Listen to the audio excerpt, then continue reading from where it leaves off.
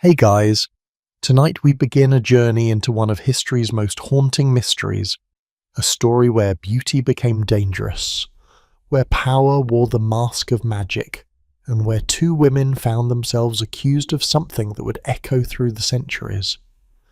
This is the tale of the Woodville women, and the whispers of witchcraft that followed them like shadows through the English court. But before we meet them, we need to understand the legend that marked their bloodline long before they were born. A curse that began with a water goddess, a broken promise, a scream that still haunts the forests of Luxembourg. So before we dive into this strange and beautiful story together, I want to ask you something. If you are finding comfort here, if these late-night histories help you unwind or just give you something fascinating to think about as you drift off, would you consider subscribing? Maybe hit that like button, not because I am asking, but because something here genuinely speaks to you. And I am curious, where are you right now? Your bedroom in California, a dorm room in Texas. Maybe you're listening while doing dishes in Ohio at midnight.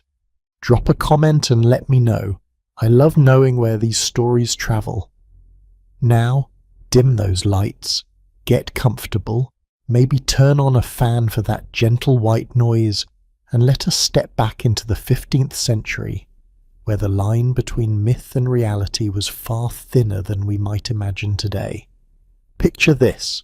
It is the year 1393, and a secretary named Jean d'Arras sits in his study, quill in hand, working on a commission from the Duke of Berry.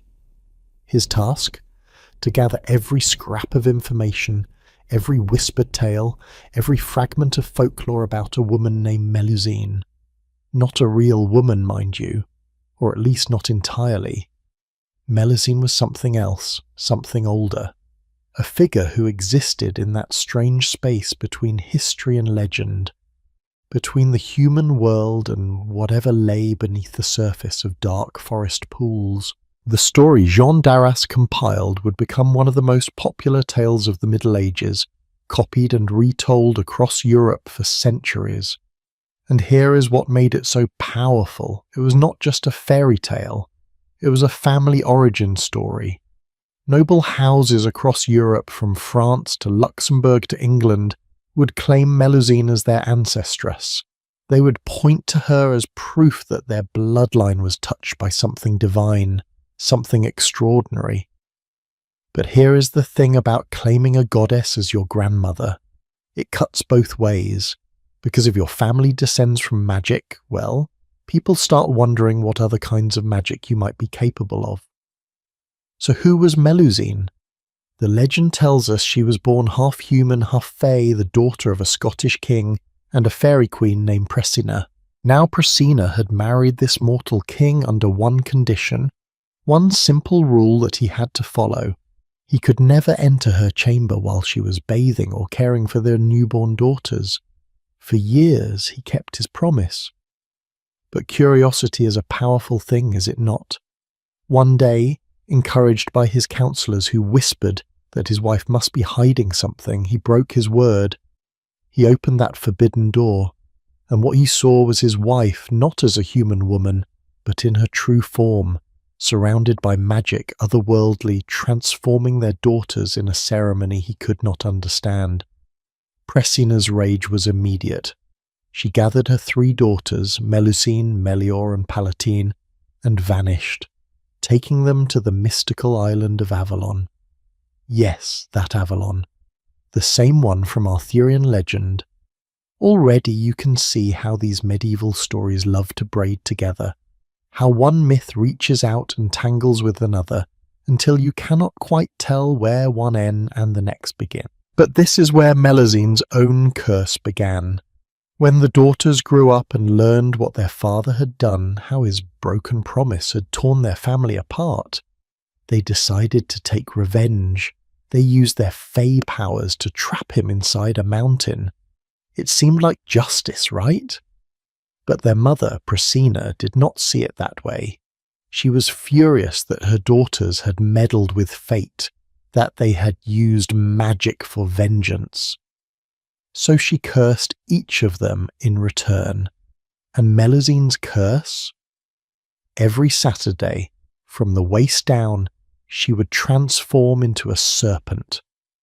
A creature caught between two worlds, neither fully human nor fully magical, marked forever by her mother's anger and her father's betrayal.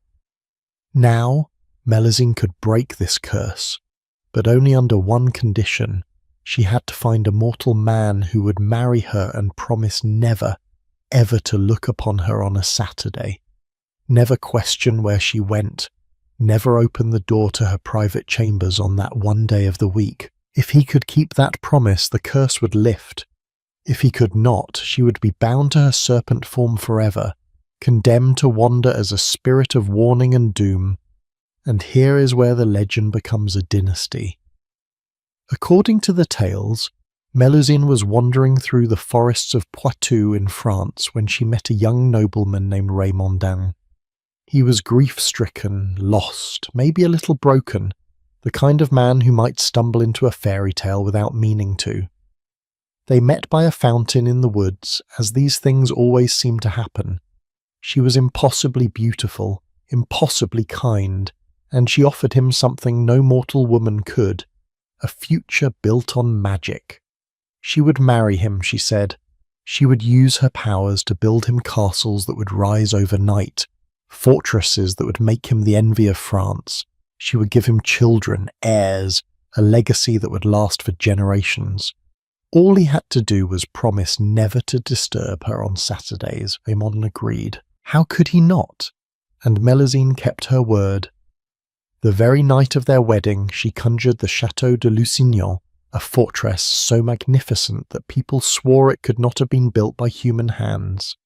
She bore Raymondin children, 10 sons, strong and capable, each destined for greatness. The family prospered. The House of Lusignan became one of the most powerful, noble families in France. Everything was perfect. But you know how these stories go, do you not? There is always a brother, a friend, a counsellor whispering doubts. What does she do on Saturdays? They would ask. Where does she go? What is she hiding? And Raymondin, despite all the blessings Melusine had brought him, despite the castles and the children and the wealth, let that doubt take root. One Saturday he could not stand it any more. He followed her. He found the chamber where she bathed. He looked through a crack in the door, and there she was, his wife, the mother of his children, the woman who had built his entire world, submerged in the bath, her lower body that of a massive serpent, scales gleaming in the candlelight, her tail coiled beneath the water. Raymondin gasped, and Melusine heard. In some versions of the story she simply vanished, leaving him to live with his guilt. In others she transformed fully into a dragon, smashing through the castle walls and flying away, never to return as a woman again. But in almost every version she left behind a prophecy, a warning. She told Raymondin that she would return to the castle whenever one of their descendants was about to die. The people of Lusignan would hear her scream, a horrible, keening wail, echoing through the night, and they would know that death was coming for their family. She became what the Irish would call a banshee, a harbinger of doom, forever tied to the bloodline she had created. And here is what matters for our story tonight. Melusine did not stay a legend confined to one family. Over the next few centuries, noble houses across Europe started claiming descent from her, the Lusignans obviously, but also the House of Luxembourg, one of the most powerful dynasties in the Holy Roman Empire.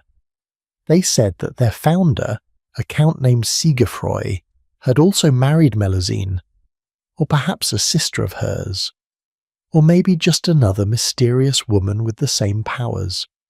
The details got fuzzy, as legends do. But what stayed sharp, what people remembered, was this.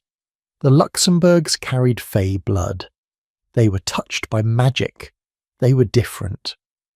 Now you might be thinking, Okay, that is a cool story, but why does it matter? Here is why. By the time we reach the 15th century, claiming descent from Melusine was a double-edged sword. On one hand, it gave your family prestige, a sense of being chosen, marked by destiny. Kings and queens liked that. It made them seem special, set apart from ordinary mortals. But on the other hand, it made people nervous. Because if your bloodline came from a water goddess who could shapeshift into a serpent, who could build castles with magic, who cursed her own family when they betrayed her, well, what else might you be capable of? This is the world that Jacquetta of Luxembourg was born into in 1416. She was the daughter of Pierre de Luxembourg, Count of Saint-Pol, one of the wealthiest and most connected noblemen in Europe. From birth, Jacquetta knew she was descended from Melusine. It was part of her family's identity, woven into their heraldry, told and retold in the romances and histories kept in their libraries. In fact, historians know that Jacquetta owned a copy of Jean d'Arc's Romance of Melusine, the very book I mentioned at the start. She had the legend in her hands, a physical reminder of the myth that shadowed her bloodline. But here is the thing, Jacquetta did not live in a world that saw this legend as just a charming story. Magic was real to people in the 15th century, not in the way we might think of it now as fantasy or superstition, but as a genuine force in the world, something that could be studied, manipulated, even weaponized. The line between science and magic was blurry. Alchemy was a respected field. Astrology guided politics. And witchcraft? Witchcraft was dangerous, illegal, and absolutely believed to be real. So when a woman like Jacquetta, from a family with a known magical origin story, started making moves that seemed too lucky, too successful, too powerful, people started whispering. And those whispers, as we will see, would eventually grow into accusations that could destroy lives, topple governments, and rewrite the fate of England itself. Because Jacquetta of Luxembourg was not just a noblewoman with a legendary ancestor, she was about to become the mother of a queen, and her daughter, Elizabeth Woodville, would face the same accusations, the same fears, the same weaponization of myth that Melusine herself had endured centuries before. The water goddess's curse, it seemed, had not stayed in the past. It had followed the bloodline forward, through generations, waiting for the moment when beauty and power and ambition would collide in a way that medieval England could not forgive. The legend of Melusine was not just a story, it was a loaded weapon, waiting for someone to pick it up and aim it at the women who carried her name. And in the violence and chaos of the Wars of the Roses, that weapon would be fired again and again, with consequences that would shape the future of the English throne. So now that we understand where the shadow came from, where the whispers started, we are ready to meet the woman who would step into that shadow and make it her own. Jacquetta of Luxembourg, the Duchess who dared to marry for love and whose choices would set the stage for one of the greatest scandals in English history. Stay with me. This is where the story truly begins. Jacquetta of Luxembourg was 18 years old when she married one of the most powerful men in England. The year was 1430 and her groom was not some young prince or dashing knight. No, Jacquetta's first husband was John of Lancaster, Duke of Bedford, and he was in his mid-40s, more than twice her age, a seasoned military commander, and the uncle of King Henry VI of England. This was the kind of marriage that happened all the time in the 15th century. A young woman from a prestigious family traded like a chess piece to secure an alliance. Her beauty, her bloodline, her claim to Melusine, all of it packaged up and sent across the English Channel to bind Luxembourg to England in the chaos of the 100 Years' War. And here is the thing, Jacquetta did not have a choice. That is worth sitting with for a moment. Imagine being 18, knowing you're about to marry a man old enough to be your father, a man you have never met, in a country where you do not speak the language fluently, for reasons that have nothing to do with you and everything to do with politics you cannot control. This was her reality. This was the reality for so many women in her position. They were tools of diplomacy, living contracts, their entire lives mapped out by men in rooms they would never enter. But Jacquetta was not just any young bride. Remember, she carried the blood of Melusine. She had grown up hearing stories of her ancestress, a woman who had built castles overnight, who had demanded promises from men, who had walked away when those promises were broken. Whether Jacquetta believed those stories literally, or saw them as metaphors for female power in a world that offered women so little of it, we cannot know. But what we do know is that she carried herself with a kind of quiet confidence that would define the rest of her life. She was a Luxembourg. She was not going to disappear into the background. Her marriage to the Duke of Bedford lasted only 2 years. John of Lancaster died in 1435 at Rouen in France, leaving Jacquetta a widow at 20 years old. And here is where her story takes a turn that shocked everyone who knew her. Because according to the rules of the time, Jacquetta was not free. As the widow of a duke, as a woman of her status, she was expected to remain chaste, to mourn appropriately, and, most importantly, to get royal permission before even thinking about remarrying. King Henry VI himself would have to approve any future match. That was the law, that was the expectation. Jacquetta had made a vow when she married Bedford, a promise that if she outlived him, she would not remarry without the king's consent. So what did Jacquetta do? She broke that vow, and not quietly, not carefully, she fell in love. His name was Richard Woodville. He was a knight in her late husband's household, a man who had served the Duke of Bedford loyally, who had been there during the mourning period, who had escorted Jacquetta back to England after Bedford's death. Richard was handsome. Chronicles describe him as one of the most attractive men in England, which, honestly, must have been quite something in an era not exactly known for its hygiene standards. But more than that, Richard was kind, he was brave, he was educated, and he was absolutely, completely, wildly inappropriate as a match for the Duchess of Bedford. Because here is the brutal truth. Richard Woodville was nobody.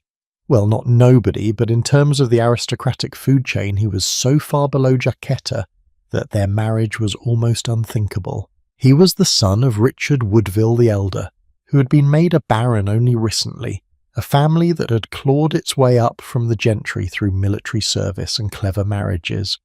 Compared to Jacquetta's lineage, descended from counts and Holy Roman emperors, and, if you believe the legends, a literal water goddess, Richard was a commoner. Marrying him would be a scandal. It would be a betrayal of everything her family had spent generations building. It would humiliate the English crown, which had trusted her to behave appropriately. And Jacquetta did not care, not even a little bit. Sometime in 1436 or early 1437, Jacquetta and Richard married in secret. We do not know exactly when or where.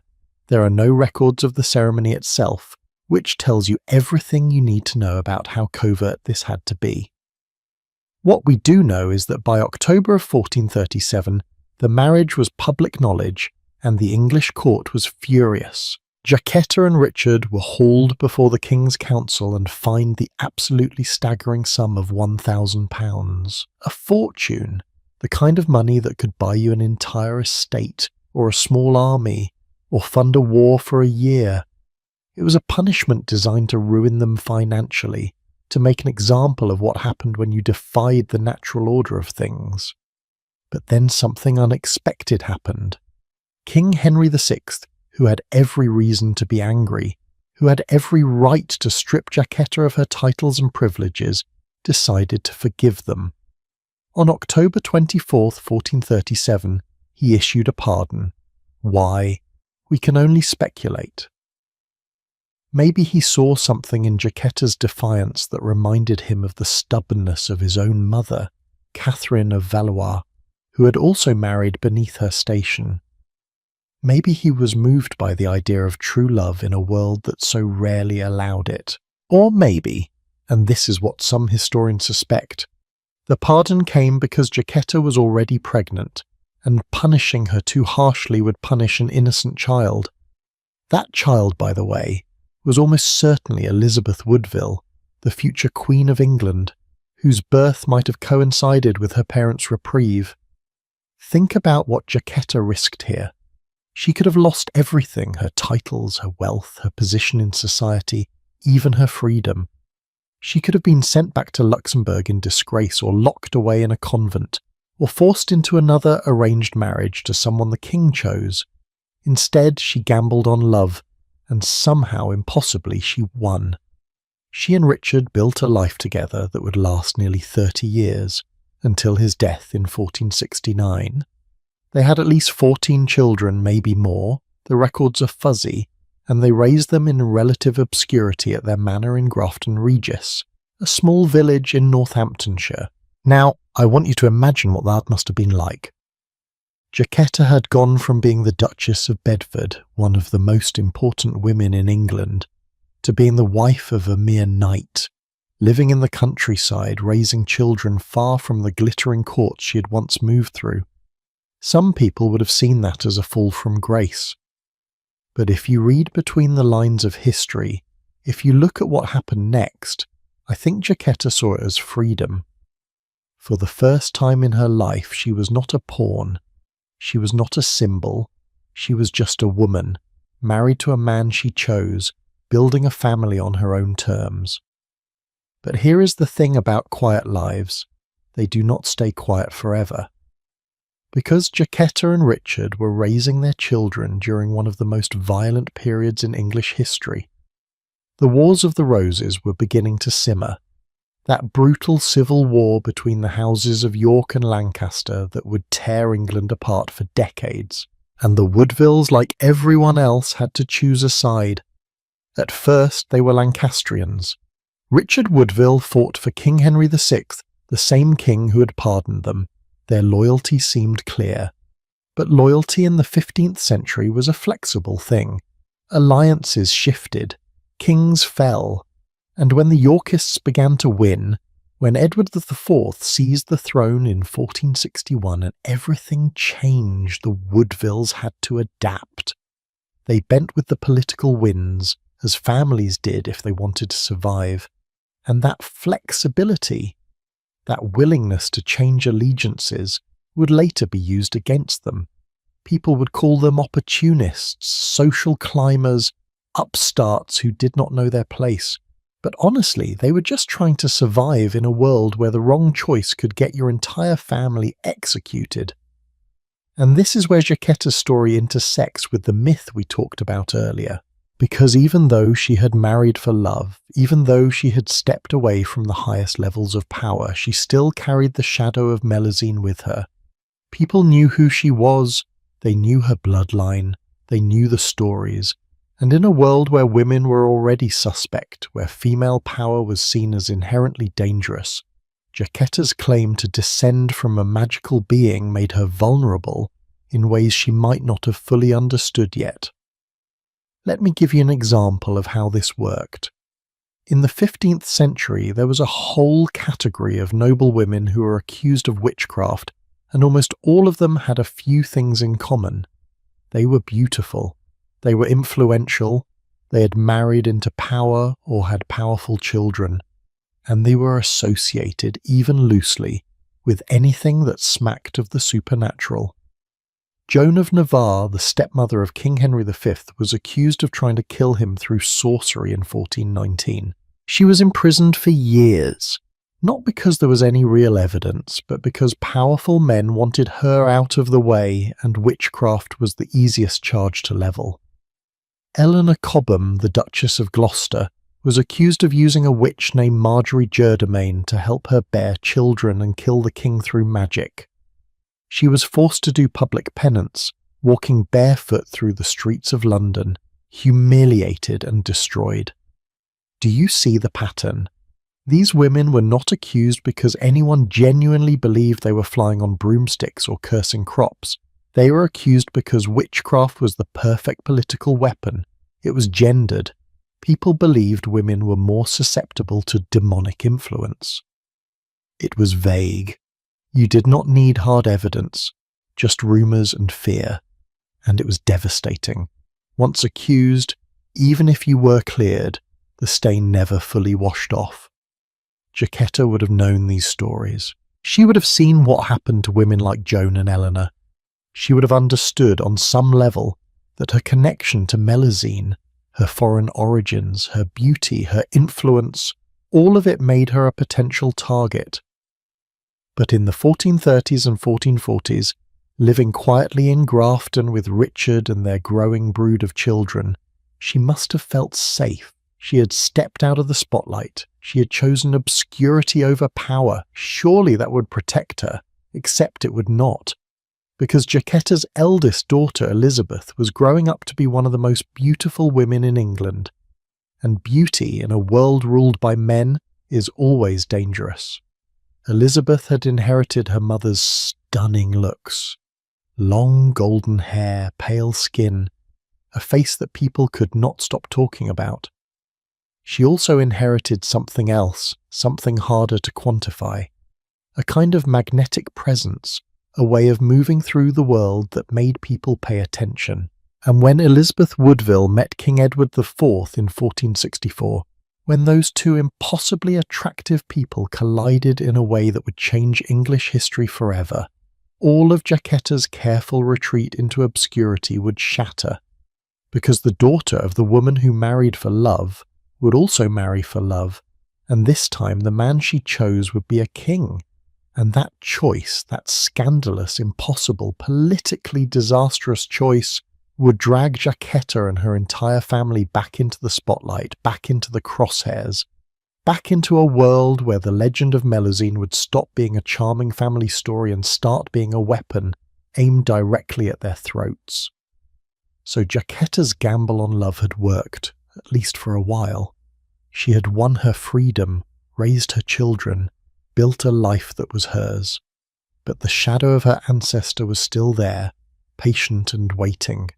And soon, very soon, that shadow would grow teeth. Because when your daughter becomes a queen by defying every rule in the book, when she marries the most eligible bachelor in England without asking anyone's permission, people start asking questions. And in the 15th century, when people asked questions about powerful women, the answer they reached for was almost always the same: witchcraft, sorcery, magic passed down through bloodlines touched by the Fae. Jacquetta had escaped that accusation once by retreating into obscurity, but Elizabeth would not have that option. And when the accusations finally came, they would come for both of them. Mother and daughter, bound together by blood, by legend, and by the unforgivable crime of being women who refused to stay in their assigned places. The story is about to get much, much darker. But first, we need to meet Elizabeth. We need to understand how a widowed mother of two, standing under an oak tree in 1464, managed to capture the heart of a king and set off a chain of events that would end in whispers of witchcraft, cries of treason, and two young princes vanishing into the Tower of London, never to be seen again. There is a tree in Northamptonshire, or at least there was until 1997, that people called the Queen's Oak. It stood near the village of Pottersbury, massive and ancient, its branches spreading wide enough to shelter a small crowd. And according to legend, it was under that tree on a spring day in 1464 that Elizabeth Woodville waited for a king. She was dressed in widow's black, her two young sons beside her, rehearsing what she would say when Edward IV rode past. She needed his help. Her late husband's lands were being contested, her children's inheritance was in jeopardy, and she was doing what desperate people in the Middle Ages did when they had no other options. She was going to throw herself on the king's mercy and hope for the best. What happened next would become one of the most famous meet-cutes in English history.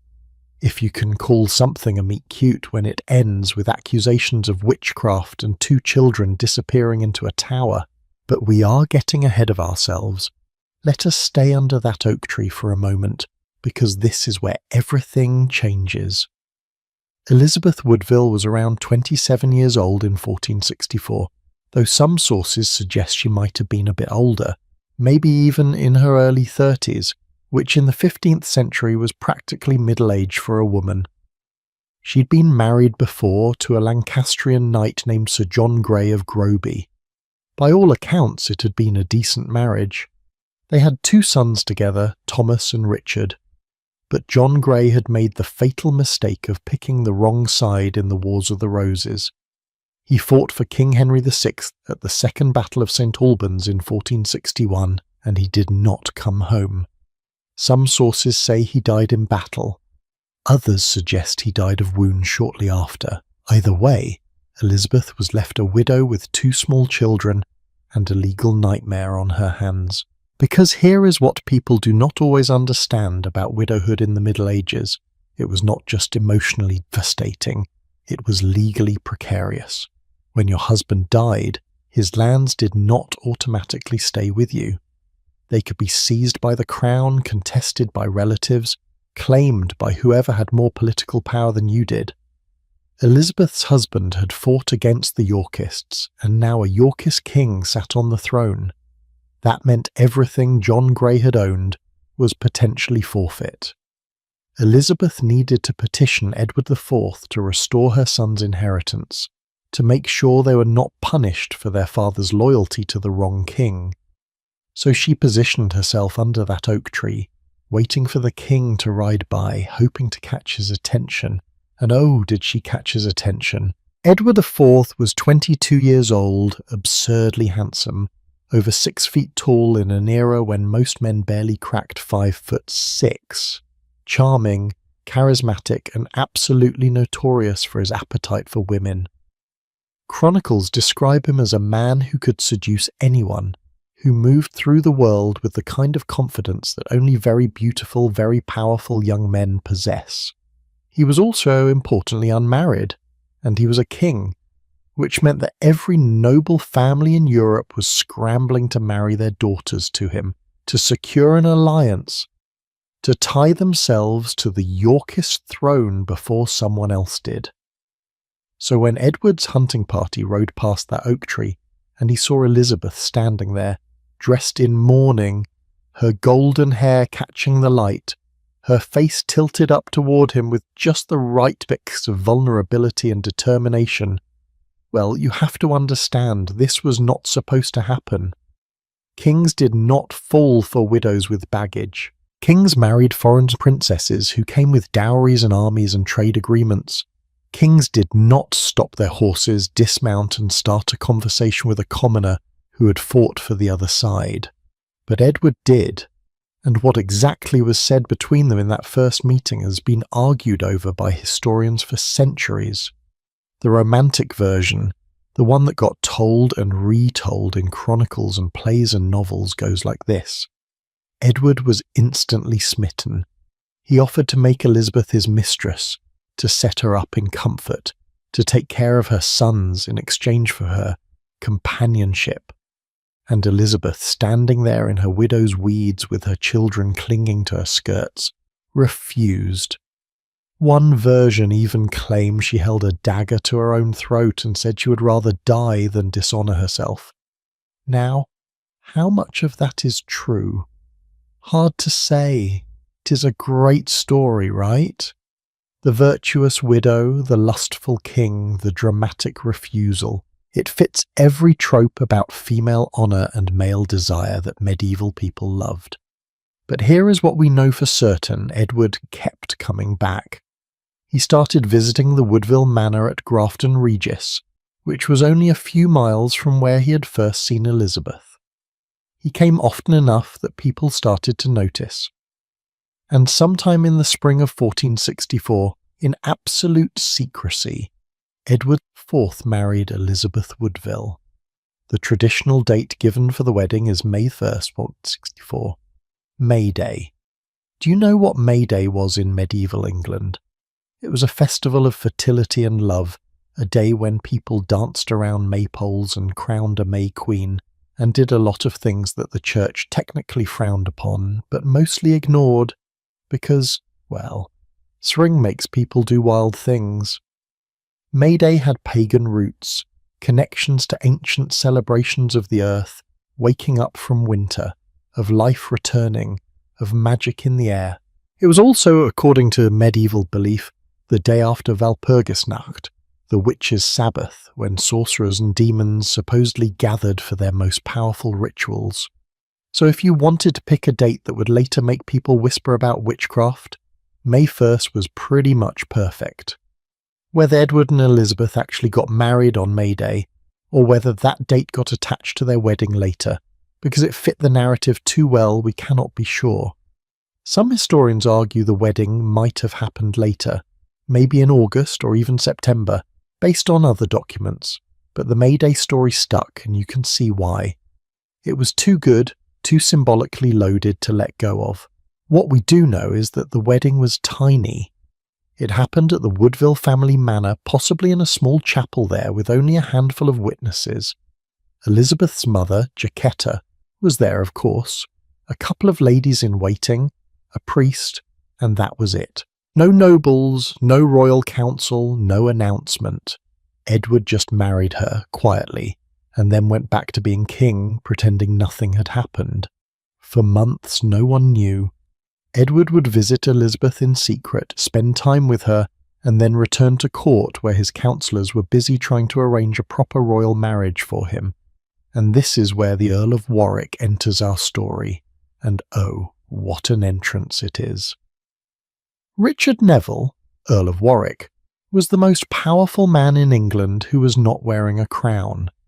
People called him the Kingmaker, and they were not exaggerating. Warwick had put Edward IV on the throne.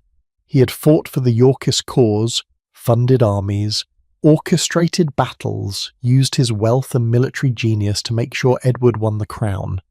And in return, Warwick expected to run the country. He expected to be the power behind the throne, making decisions, arranging alliances, shaping England's future. He was already negotiating a marriage between Edward and Bona of Savoy, the sister-in-law of the King of France. It was a brilliant match, politically speaking.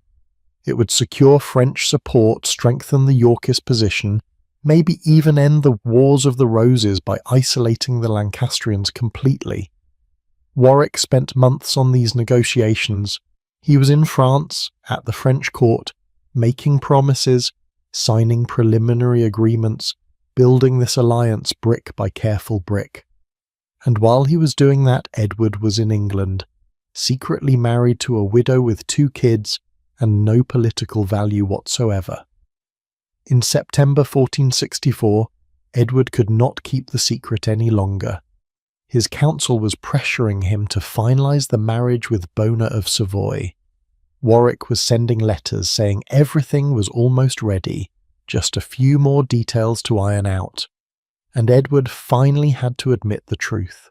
At a council meeting in Reading, with all his most important advisers present, the king stood up and said essentially, "Funny story, guys, I am already married. To Elizabeth Woodville. Yeah, the Lancastrian widow. We got married a few months ago. Surprise." Can you imagine the silence in that room? Can you picture Warwick's face? He had just spent months telling the French that their princess was going to marry the King of England. He had staked his reputation, his political capital, his entire relationship with France on this alliance, and Edward had torpedoed it without even telling him. The humiliation was staggering. Warwick looked like a fool. Worse, he looked like he did not actually control the king he had put on the throne. And in medieval politics, looking weak was almost as dangerous as being weak. But here is the thing, Edward did not care. Or maybe he did care, and he did it anyway because he wanted Elizabeth that badly. And that is what made people start to wonder. Why? Why would a 22-year-old king with the entire world at his feet, with princesses lining up to marry him, choose a commoner? Why would he risk alienating his most powerful supporter? Why would he throw away a crucial alliance with France for a woman who brought him nothing except her beauty and her mother's questionable bloodline? The obvious answer, the one Edward probably would have given, was love. He loved her. Simple as that. But medieval people did not believe in simple. They believed in cause and effect, in hidden motives, in forces beyond the visible world. And when they could not explain something rationally, they reached for the supernatural. If Edward's decision did not make sense politically, militarily, diplomatically, well, maybe it was not a decision at all. Maybe it was magic. Maybe Elizabeth, or her mother Jacquetta, or both of them together, had used some kind of enchantment to cloud Edward's judgment, to make him so besotted that he could not think straight. And here is where the May Day wedding date comes back into play. Because if they got married on May Day, the day after the witches' Sabbath, in secret, with almost no witnesses, well, that looked suspicious, did it not? It looked like the kind of thing you would do if you were performing a ritual rather than a sacrament. And people started whispering, not loudly, not yet, but the seeds were planted. The idea that Elizabeth Woodville had used sorcery to ensnare the king began its slow, poisonous growth through the English court. On September 29, 1464, Edward IV formally presented Elizabeth Woodville to the court as his queen at Reading Abbey. The chronicles tell us she was breathtakingly beautiful, her hair so long it nearly reached her feet, worn loose as was customary for queens at ceremonial events. She must have been terrified standing there in front of all these nobles who despised her, who saw her as an upstart, an intruder, a nobody who had somehow bewitched their king. But Elizabeth held her head high. She played the part. And in May of 1465 she was crowned Queen of England in a lavish ceremony at Westminster Abbey. That coronation should have been her triumph. It should have been the moment when everyone accepted her, when the whispers stopped, when she became truly royal. But instead, something happened that turned the whispers into shouts. Some of Jacquetta's relatives from Luxembourg attended the ceremony, and they brought with them shields bearing their coat of arms. Those shields depicted a figure from the Melusine legend, a water spirit, a woman with the serpent's tail rising from the waves, and the face on that figure looked, whether by accident or design, like Elizabeth. It was an insult so blatant, so public, that it could not be ignored. These relatives, whether out of spite or stupidity, or maybe just clueless pride in their family mythology, had essentially branded the new Queen of England as a witch in front of the entire court. They were saying out loud with heraldic imagery that Elizabeth came from a line of supernatural beings, that her power was not legitimate but magical.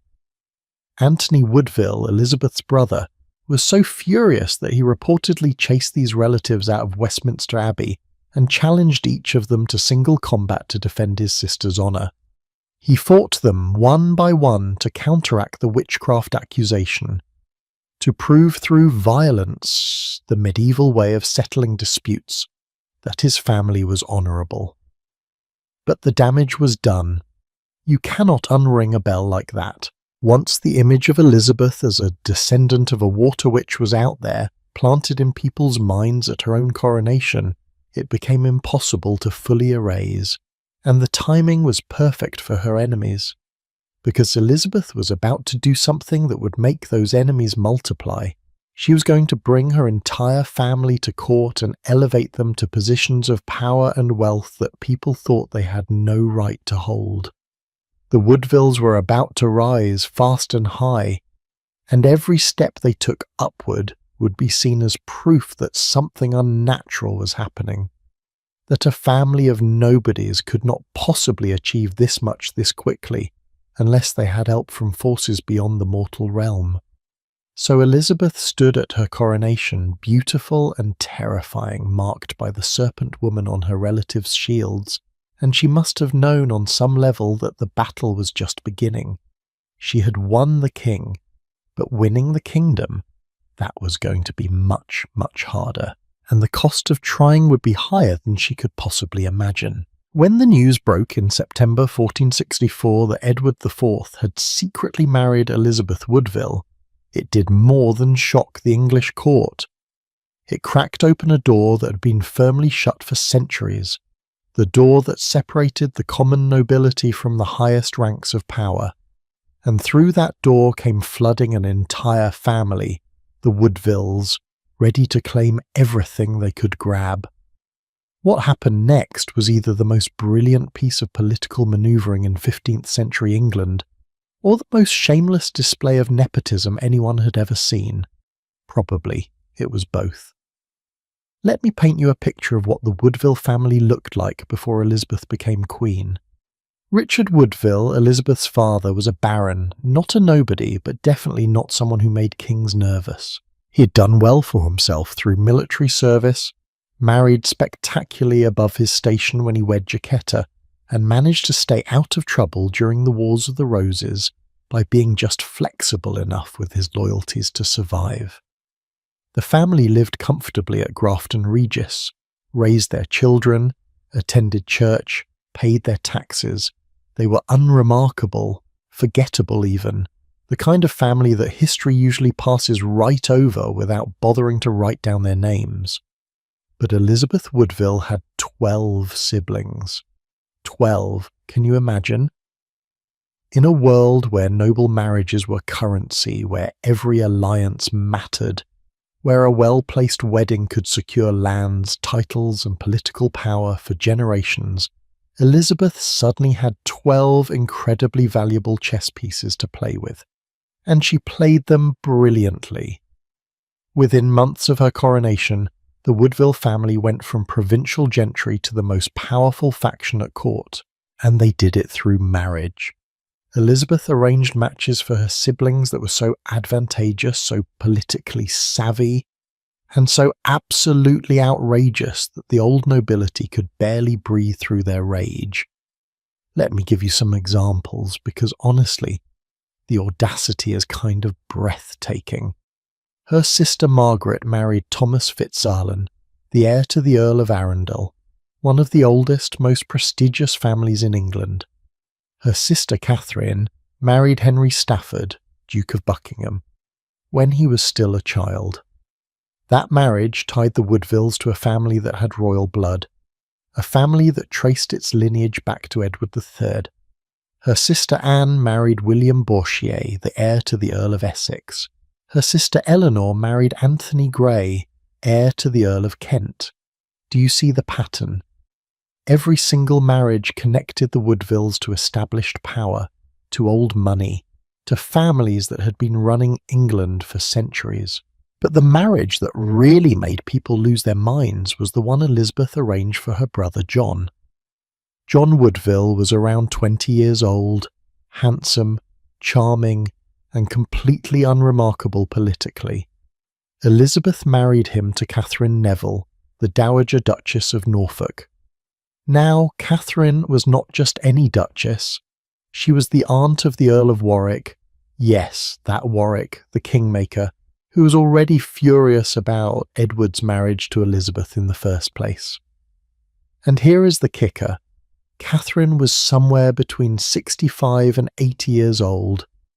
The records are not clear on her exact age, but what is clear is that she was old enough to be John Woodville's grandmother, possibly his great-grandmother.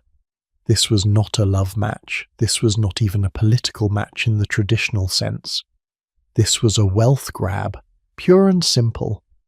Catherine was one of the richest women in England, controlling vast estates that came with her late husband's titles. By marrying her, John Woodville gained access to that wealth, and by extension, so did the entire Woodville family. It was brilliant, it was ruthless, and it made the old nobility absolutely apoplectic with rage. Because here is what you have to understand about medieval England. Marriage was not supposed to work this way. You married within your class, or you married up if you were very lucky and very strategic. But you did not marry a 20-year-old nobody to an 80-year-old duchess just to get your hands on her money. That was crass. That was undignified. That was the kind of thing merchants did, not nobles. And yet there it was, happening right in front of everyone, sanctioned by the king, because the king could not say no to his beautiful wife. The Croyland Chronicle, one of the most important sources we have for this period, drips with contempt when it describes the Woodville marriages. The chronicler writes that these unions were marriages which were calculated to promote the interests of the Queen's blood relations rather than strengthen the King's power. An honestly fair criticism. These marriages were absolutely designed to enrich the Woodvilles. But here is the question. Was that actually wrong? Think about it for a second. Every royal family in history has used marriages to advance their interests. The Nevilles did it. The Beauforts did it. The Plantagenets have been doing it for centuries. The only difference was that the Woodvilles were new money. They had not been doing this for generations. They did not have the cushion of inherited power to make their ambition look respectable. So when they did exactly what every other noble family did, it looked grasping. It looked desperate. It looked like proof that they did not belong. And it was not just marriages. Edward IV elevated Richard Woodville to Earl Rivers in 1406 and then made him Lord Treasurer of England, one of the highest financial positions in the kingdom. This was a man who 5 years earlier had been a relatively minor baron. Now he controlled the royal treasury. The king also made Anthony Woodville, Elizabeth's brother, the governor to the Prince of Wales, meaning Anthony would be responsible for raising and educating the future King of England. That was a position of staggering influence, and Anthony had done nothing, absolutely nothing to earn it except be born into the right family. Or had he? Because here is where the story gets more complicated. Anthony Woodville was not just some random guy who got lucky. He was genuinely impressive. He was one of the finest jousters in England, known across Europe for his skill in tournaments. He was a scholar, fluent in multiple languages, deeply interested in literature and philosophy.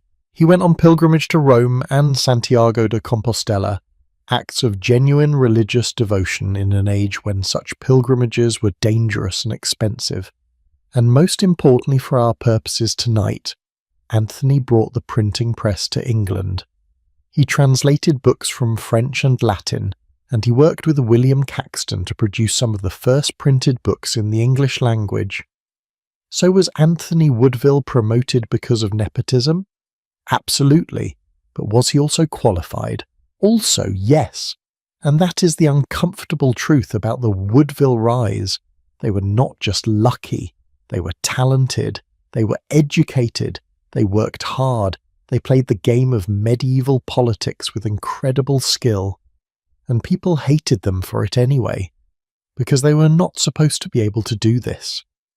The old nobility had spent generations consolidating power, and suddenly here came this upstart family, doing in 5 years what should have taken 50, and doing it well. But talent and hard work only get you so far when people are looking for reasons to destroy you.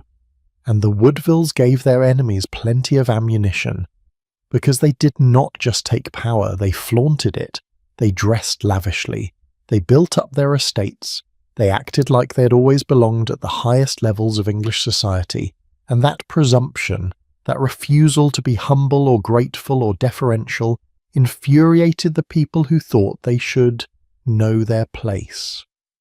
The Earl of Warwick watched all of this happening and seethed. Every Woodville marriage was a personal insult to him. Every promotion was proof that he was losing control of the king he had made. And when his own aunt, Catherine Neville, married that Woodville boy young enough to be her grandson, Warwick must have felt like the universe was mocking him. His influence was being systematically dismantled, replaced by a family of nobodies who had one thing he did not, the Queen's ear. And this is where the political situation in England started to curdle into something dangerous, because Warwick was not just going to sit back and accept his loss of power. He started plotting. He started building alliances with other nobles who resented the Woodvilles, who felt pushed aside, who wanted the old order restored. And as those plots took shape, as Warwick moved from grumbling to action, the accusations against the Woodville women started to shift from whispers to weapons. People started asking out loud how this family could have risen so far so fast. They pointed to Elizabeth's beauty, to the way Edward seemed unable to deny her anything, to the strange coincidence of the May Day wedding. They remembered the shields at her coronation, the ones with the water witch's face. They recalled that her mother, Jacquetta, claimed descent from Melusine, a creature of magic and curses. And slowly, inevitably, the explanation that made the most sense to medieval minds was the one that involved sorcery, because in the 15th century success was supposed to come from birthright, from God-given nobility, from the natural order of things. If you were meant to rule, you were born to it. If you were meant to serve, you stayed in your lane. The Woodvilles had broken that order. They had climbed too high, too fast, with too much confidence. And when people saw something that seemed to defy the natural order, they reached for supernatural explanations. It was not skill or luck or even nepotism that had elevated the Woodvilles. It were magic. It had to be. Now, before we go further, I want you to think about something. How many times in your own life have you seen someone succeed, really succeed, and watched other people immediately try to explain it away? Oh, they just got lucky. They knew the right people. They must have cheated somehow. We do this all the time, do we not? We struggle to accept that sometimes people rise because they are good at what they do, because they work the system better than we do, because they take risks we are too afraid to take. It is easier to believe in conspiracy, in unfair advantages, in hidden tricks, than to admit that maybe, just maybe, we are not as special as we thought we were. Medieval people were no different. The old nobility could not accept that the Woodvilles were simply better at playing the game, so they invented a story where the game was rigged, where magic had tilted the board, where witchcraft explained everything they could not stomach about this upstart family's success. And once that story took hold, once people started believing it, it became incredibly dangerous. Because here is the thing about witchcraft accusations in medieval England. They were almost impossible to disprove. How do you prove you did not cast a spell? How do you demonstrate that your success came from normal means when the very fact of your success is being used as evidence of magic? It is circular logic, and it is devastating. The more the Woodvilles achieved, the more their achievements looked like proof of sorcery. They were trapped in a narrative they could not escape. And the person who understood this best, who saw exactly how vulnerable the Woodvilles were, was the Earl of Warwick. He had the motive, revenge for his humiliation and loss of power. He had the opportunity. He was still one of the most powerful men in England, with armies and allies and resources. All he needed was the right moment to strike, and that moment was coming, because Edward IV, for all his political skill, for all his charisma and military genius, had one fatal flaw. He trusted too easily. He thought he could balance Warwick and the Woodvilles, keep everyone happy, maintain peace through the sheer force of his personality. He was wrong.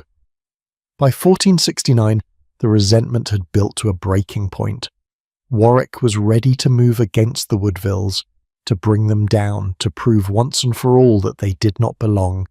And the weapon he chose, the one that would cut deepest and spread furthest, was the accusation that had been building in whispers for 5 years.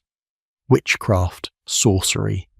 The claim that Jacquetta of Luxembourg, the mother of the Queen, had used magic to ensnare King Edward and elevate her family to power, they had no right to hold. The trial was coming.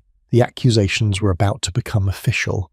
And Jacquetta, who had once defied a king to marry for love, who had lived quietly for decades raising her children, who had thought she was safe in her daughter's shadow, was about to face the most terrifying ordeal of her life.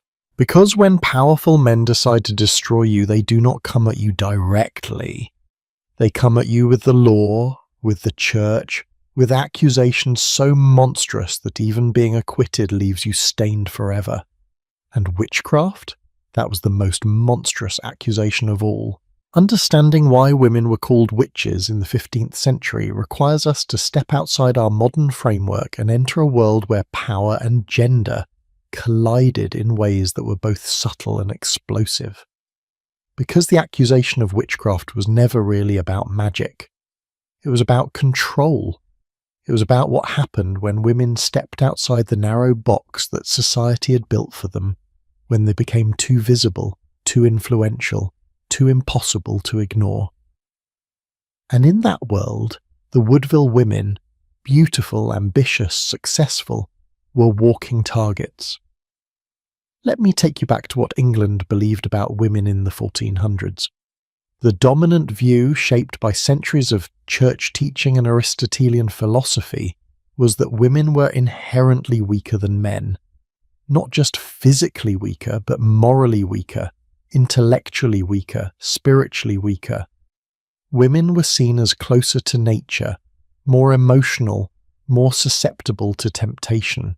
Eve had doomed humanity by listening to the serpent, right? That story was not just a religious parable. It was used as evidence that women could not be trusted with power or knowledge because they would inevitably misuse it. But here is the paradox. While women were considered weak, they were also feared, especially women who had influence over powerful men, a king's wife, a nobleman's mother, a duke's murderess. These women could whisper in the right ears, could shape decisions, could move the chess pieces of politics from behind the scenes. And because they did it quietly without official titles or public authority, it looked like manipulation, it looked like sorcery. If a woman could change a king's mind without being in the council chamber, without commanding armies, without any visible source of power, well, that power must be coming from somewhere else, somewhere dark. This is the context we need to understand the Woodville accusations. Because Elizabeth and Jacquetta were not doing anything that male courtiers did not do every single day, they were building alliances, arranging marriages, advocating for their families' interests, accumulating wealth and titles. That was normal politics. But when women did it, especially women who had risen from relative obscurity, it was not seen as political skill. It was seen as unnatural influence. And in a world that believed in demons and angels, in saints and sorcerers, in a universe where the supernatural was just as real as the natural, the explanation that made sense was witchcraft. Now, let me tell you about the women who came before the Woodvilles, because they set the template for how these accusations worked. In 1419, Joan of Navarre, the stepmother of King Henry V, was accused of attempting to kill him through necromancy and sorcery. The actual wording of the charge said she tried to destroy the king in the most horrible manner that one could devise. No specifics. No details about how this magic was supposed to work. Just vague, terrifying language that was impossible to defend against. Joan was arrested and imprisoned in various castles for nearly 4 years. Her wealth was confiscated, her reputation was destroyed, and then, on his deathbed, Henry V ordered her released and her property restored. Why? We do not know. Maybe he felt guilty. Maybe he realized the charges were fabricated. Maybe he needed to clear his conscience before meeting his maker. But the damage was done. Even after she was freed, Joan was marked. People remembered. The accusation stuck to her like a shadow. Then there was Eleanor Cobham, Duchess of Gloucester, whose case in 1441 was even more detailed and even more devastating. Eleanor was married to Humphrey, Duke of Gloucester, who was next in line to the throne at the time. That made her incredibly powerful and incredibly dangerous to anyone who wanted to undermine Humphrey's position. So her enemies accused her of consulting with a witch named Marjorie Germain. People actually called Marjorie the Witch of Eye, like that was her job title, and using magic for two purposes. First, to help Eleanor conceive a child because she and Humphrey had been married for years without producing an heir. Second, to kill King Henry VI through sorcery so that Humphrey could take the throne. The evidence against Eleanor included astrological charts, which were interpreted as attempts to predict when the king would die. Now, astrology was not illegal in the 15th century. It was practiced widely even by the church. But when a woman in Eleanor's position consulted astrologers, it was reframed as evidence of treasonous magic.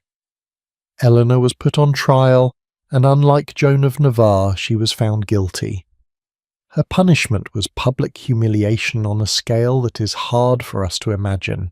She was forced to walk through the streets of London on 3 separate days, barefoot in her undergarments, carrying a candle, while crowds jeered and threw things at her. After that, she was imprisoned for the rest of her life. Marjorie Germain, the supposed witch who helped her, was burned at the stake. Do you see how this works? The accusation of witchcraft was a weapon that could be aimed at any woman who threatened the status quo. It did not matter if there was real evidence. It did not even matter if the woman was actually practicing any kind of magic. What mattered was that the accusation fit into existing fears about female power, about unnatural influence, about women stepping out of their proper place. And once accused, you were trapped.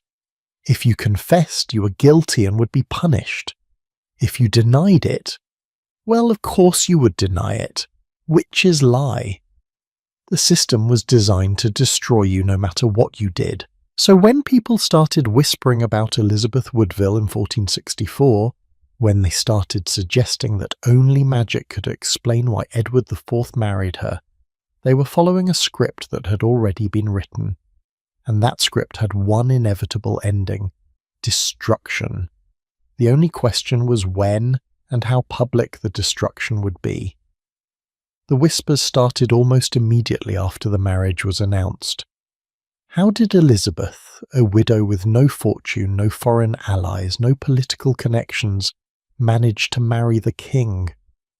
The answer people reached for was love magic, love potions, enchantments, the kind of spells that folklore said could make a man so besotted with the woman that he would do anything for her, give her anything she wanted, see her as the most beautiful, most desirable creature in the world, even when she objectively was not. And Elizabeth was beautiful, that was the problem.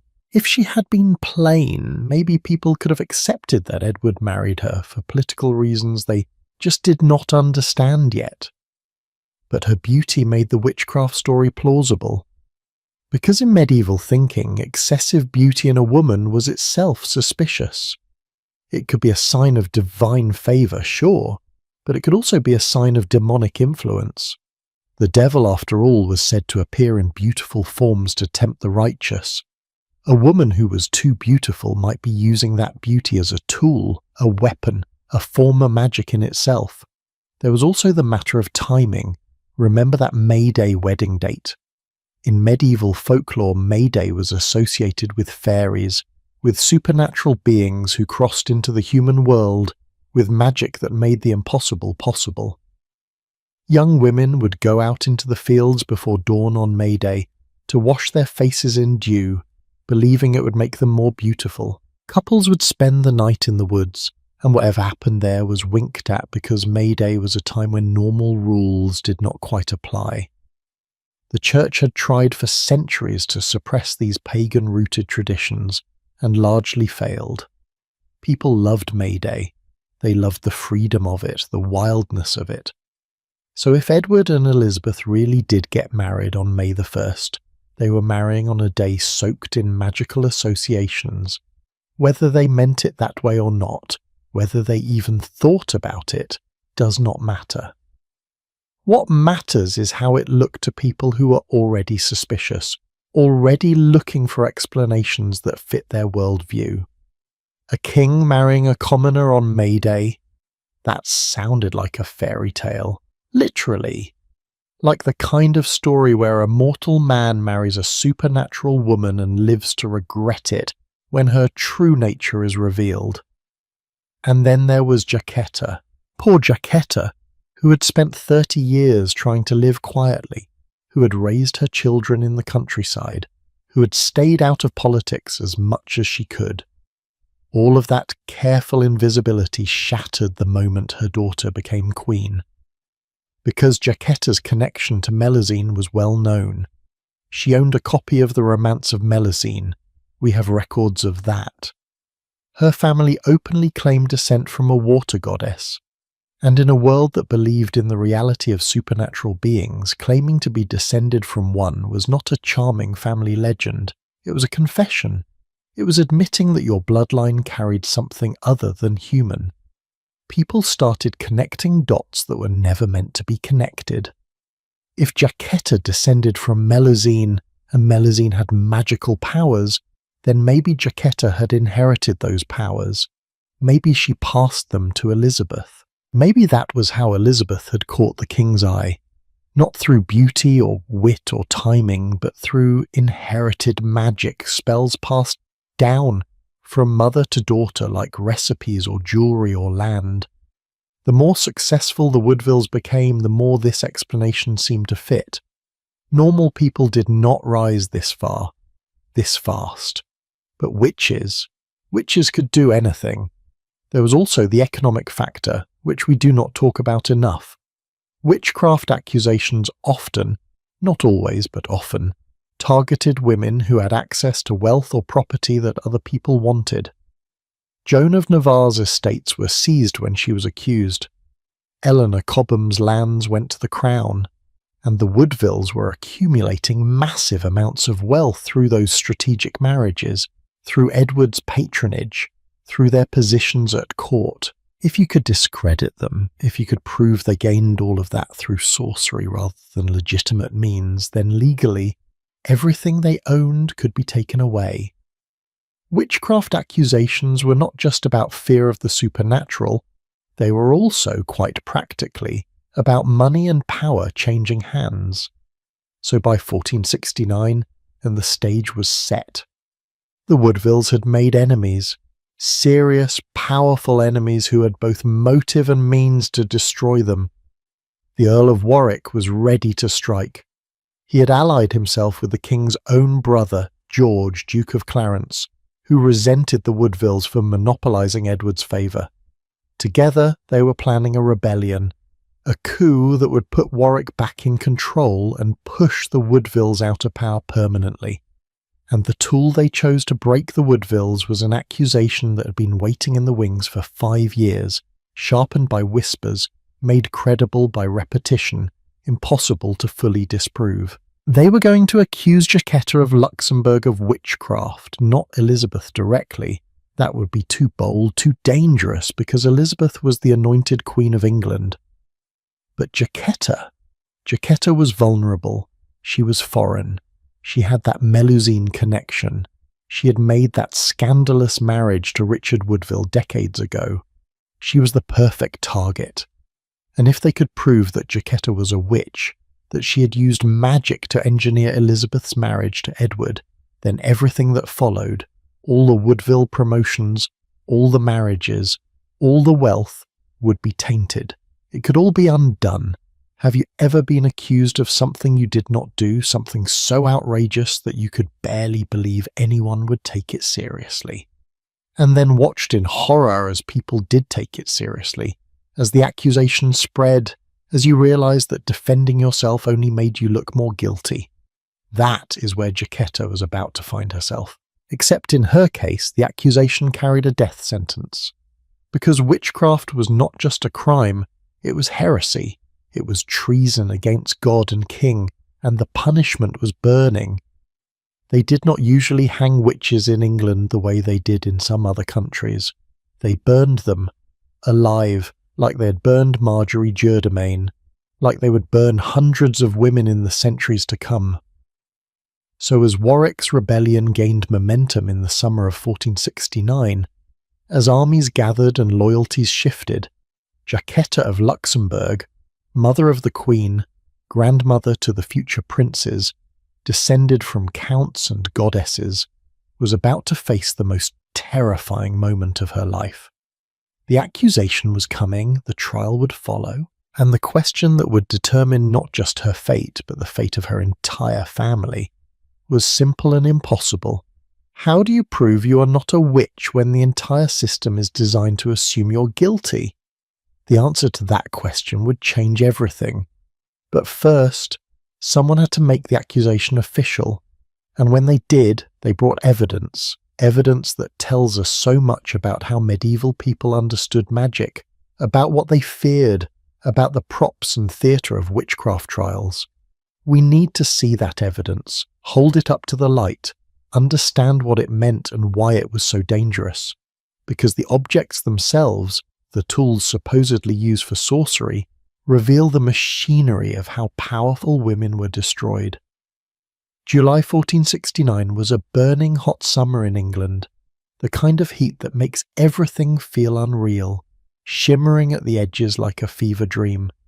And in that heat, the country was tearing itself apart. The Earl of Warwick had finally done what everyone knew he would eventually do. He had turned on Edward IV. His rebellion was not subtle. He was not trying to work within the system anymore. Warwick wanted to tear down the Woodvilles, humble the king, and remind England who really held the power. And he started by capturing two of the people Edward trusted most, Richard Woodville, Earl Rivers, and his son John, the one who had married that elderly duchess.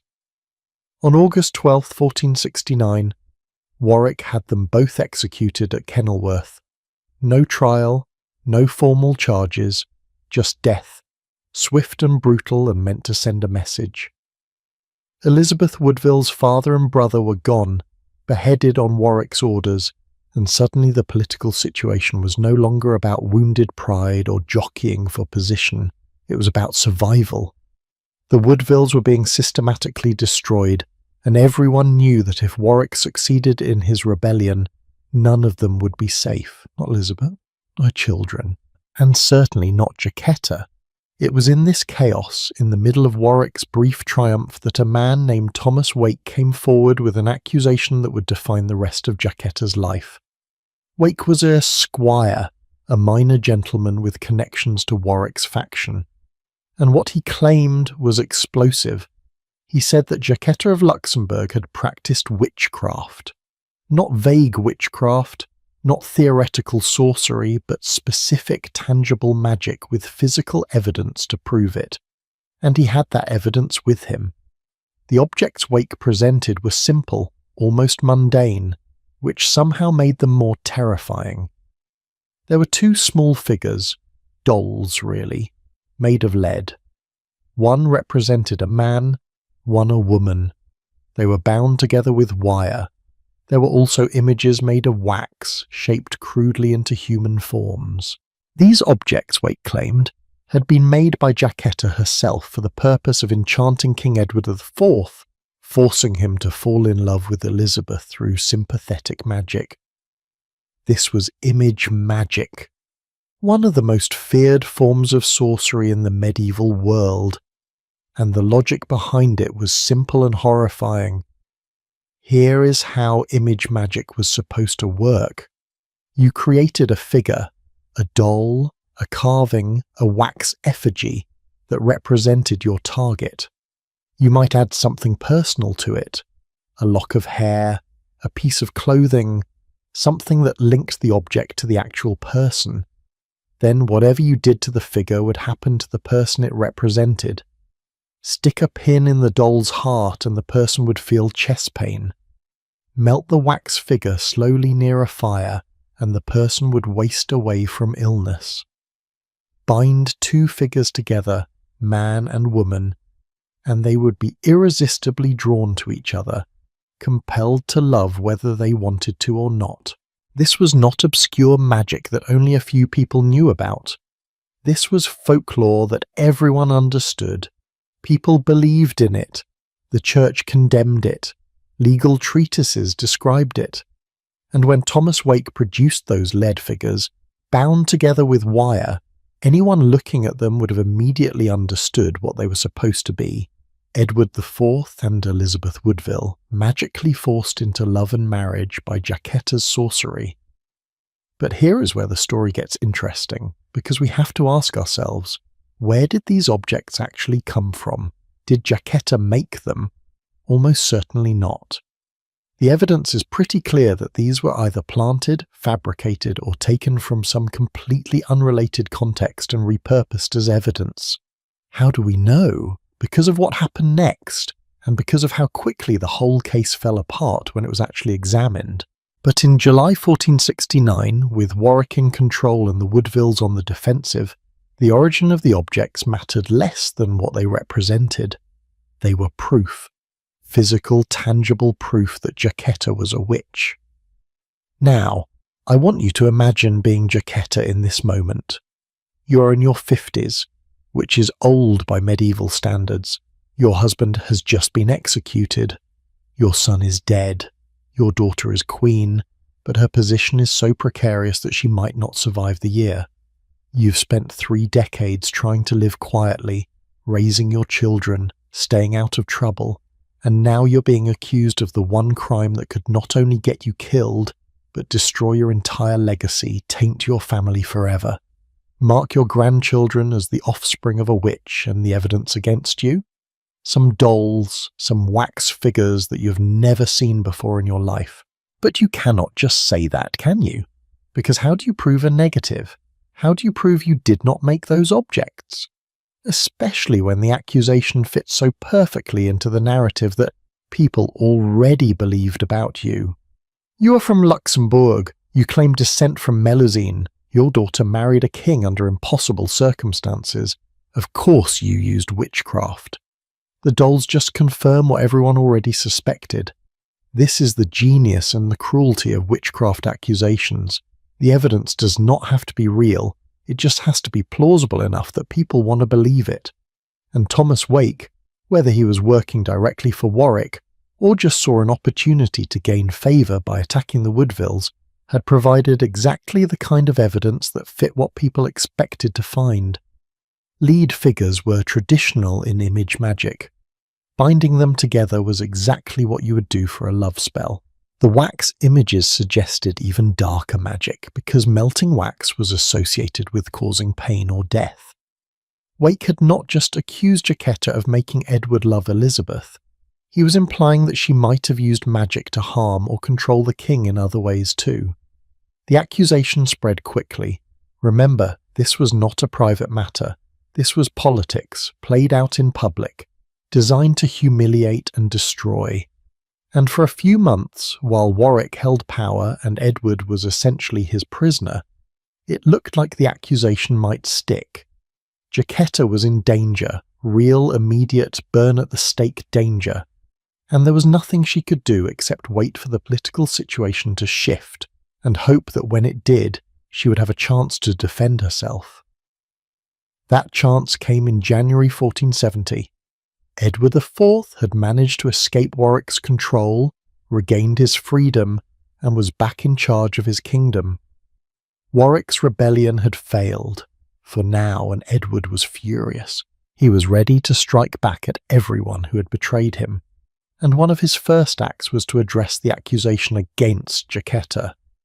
Not because he particularly cared about her personally, although maybe he did, but because allowing the accusation to stand would delegitimize his marriage, taint his children, and give his enemies a weapon they could use against him forever. On January 19th, 1470, Jacquetta appeared before the King's Great Council to defend herself. Can you imagine that scene?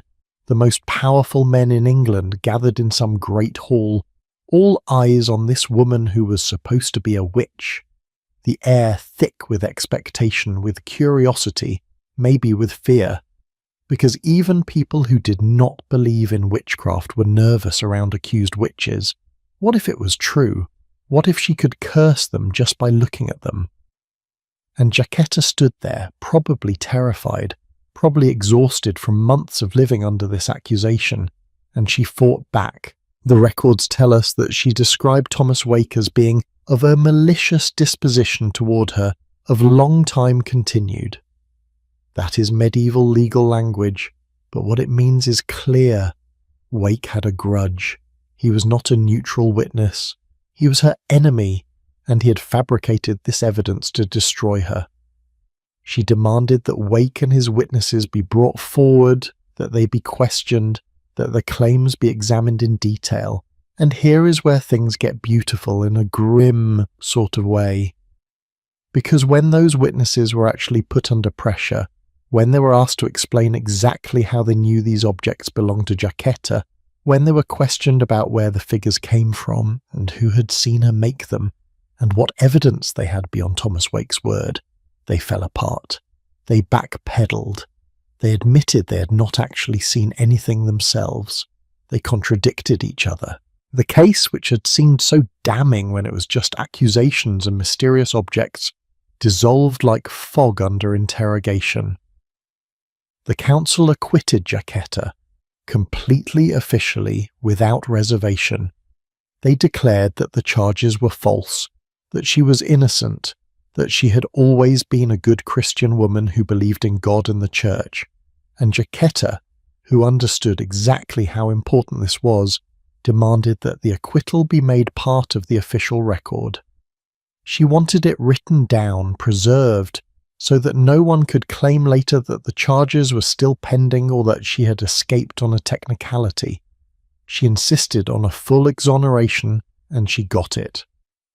On February the 10th, 1470, King Edward IV and his entire council formally confirmed Jacquetta's innocence. The document is careful and thorough. It states that Jacquetta has always truly believed in God according to the faith of Holy Church as a true Christian woman ought to do. It's a complete vindication. It is also, if you read between the lines, a warning to anyone who might think about making similar accusations in the future. The king was standing behind his mother-in-law.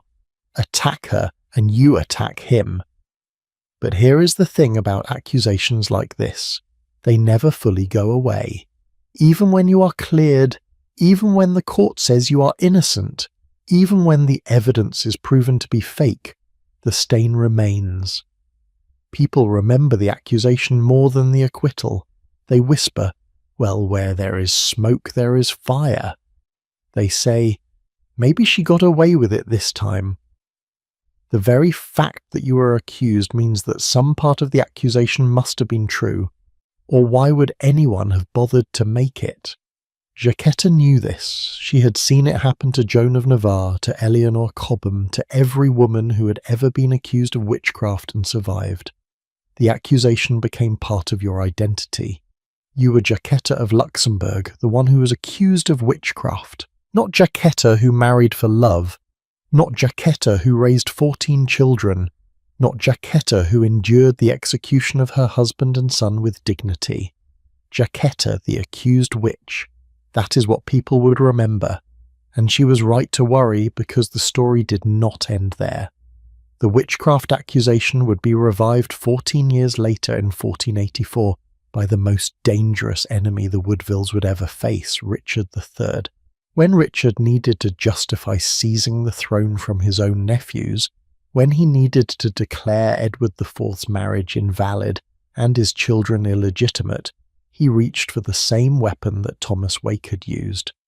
He claimed that Edward and Elizabeth's marriage had been brought about by sorcery and witchcraft, committed by the said Elizabeth and her moder Jacquette, Duchess of Bedford. Never mind that Jacquetta had been dead for more than a decade by then. Never mind that she had been officially cleared of these charges. Richard brought them back because they were useful, because they fit the story he needed to tell, because witchcraft was the kind of accusation that was impossible to fully disprove and easy to make people believe. And this time there was no trial, no chance for defence.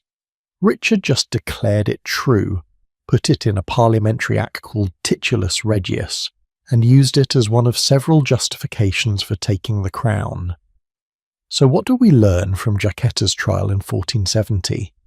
We learn that she was smart, brave, and legally savvy enough to fight back and win. We learn that witchcraft accusations, even in the 15th century, could be defeated if you had the right support and if the political winds were blowing in your direction. We learn that evidence could be examined, witnesses could be questioned, and justice, at least sometimes, could prevail. But we also learn something darker. We learn that being acquitted did not mean you were safe. We learn that accusations could be recycled, brought back years later by the new enemies for new purposes. We learn that once you were marked as a potential witch, that mark never fully faded. And we learn that for women like Jacquetta and Elizabeth, for women who had power and beauty and influence in a world that did not want them to have any of those things, the accusation of witchcraft was not a historical curiosity or a medieval superstition. It was a weapon that could be picked up, aimed, and fired again and again whenever someone needed to destroy a woman who had become too powerful to attack any other way. Jacquetta survived her trial. She lived another 2 years, dying in 1472 at around 56 years old, probably worn out by grief and stress and the sheer weight of everything she had endured. But her daughter Elizabeth was just beginning her own ordeal, because the whispers that had targeted Jacquetta would eventually turn on Elizabeth too.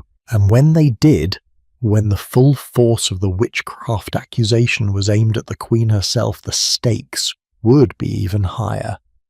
Not just one woman's life, but the legitimacy of the crown, the fate of her children, and the future of England itself would hang in the balance. The quiet accusation was about to become a roar, and this time there would be no trial to defend against it. Just power, politics, and the terrible question of what men will do when they want a throne badly enough to call a queen a witch. The collapse of Thomas Wake's case against Jacquetta should have been the end of the story. The witnesses had crumbled under questioning. The evidence had been exposed as fabricated, or at least highly questionable. The King's Council had issued a full acquittal, declaring Jacquetta innocent of all charges and reaffirming her status as a devout Christian woman. By every measure that mattered in medieval law, she had won. The witchcraft accusation had been defeated. Justice, for once, had actually worked. But if you think that meant people stopped whispering, stopped wondering, stopped believing that maybe, just maybe, there was some truth to the accusations, well, you've not been paying attention to how human beings work. Because here is the uncomfortable reality about accusations like this. The trial is never really the point. The damage is done the moment the accusation is made public, and no amount of legal vindication can fully repair that damage. Think about it. Imagine you are a merchant in London in 1470, sitting in a tavern, hearing about Jacquetta's trial. Someone tells you that she was accused of using lead dolls and wax figures to enchant the king. That's a great story, right? It is dramatic, it is scandalous, it confirms your suspicions about how the world really works behind the scenes. Then someone else mentions that she was acquitted, that the charges were false, that the whole thing was politically motivated. Does that second piece of information stick in your mind as firmly as the first? Probably not. The accusation is more interesting than the acquittal. The possibility of magic is more compelling than the mundane truth of political maneuvering. This is how reputations are destroyed, not through conviction, but through association. Jacquetta of Luxembourg was now permanently the woman who had been accused of witchcraft.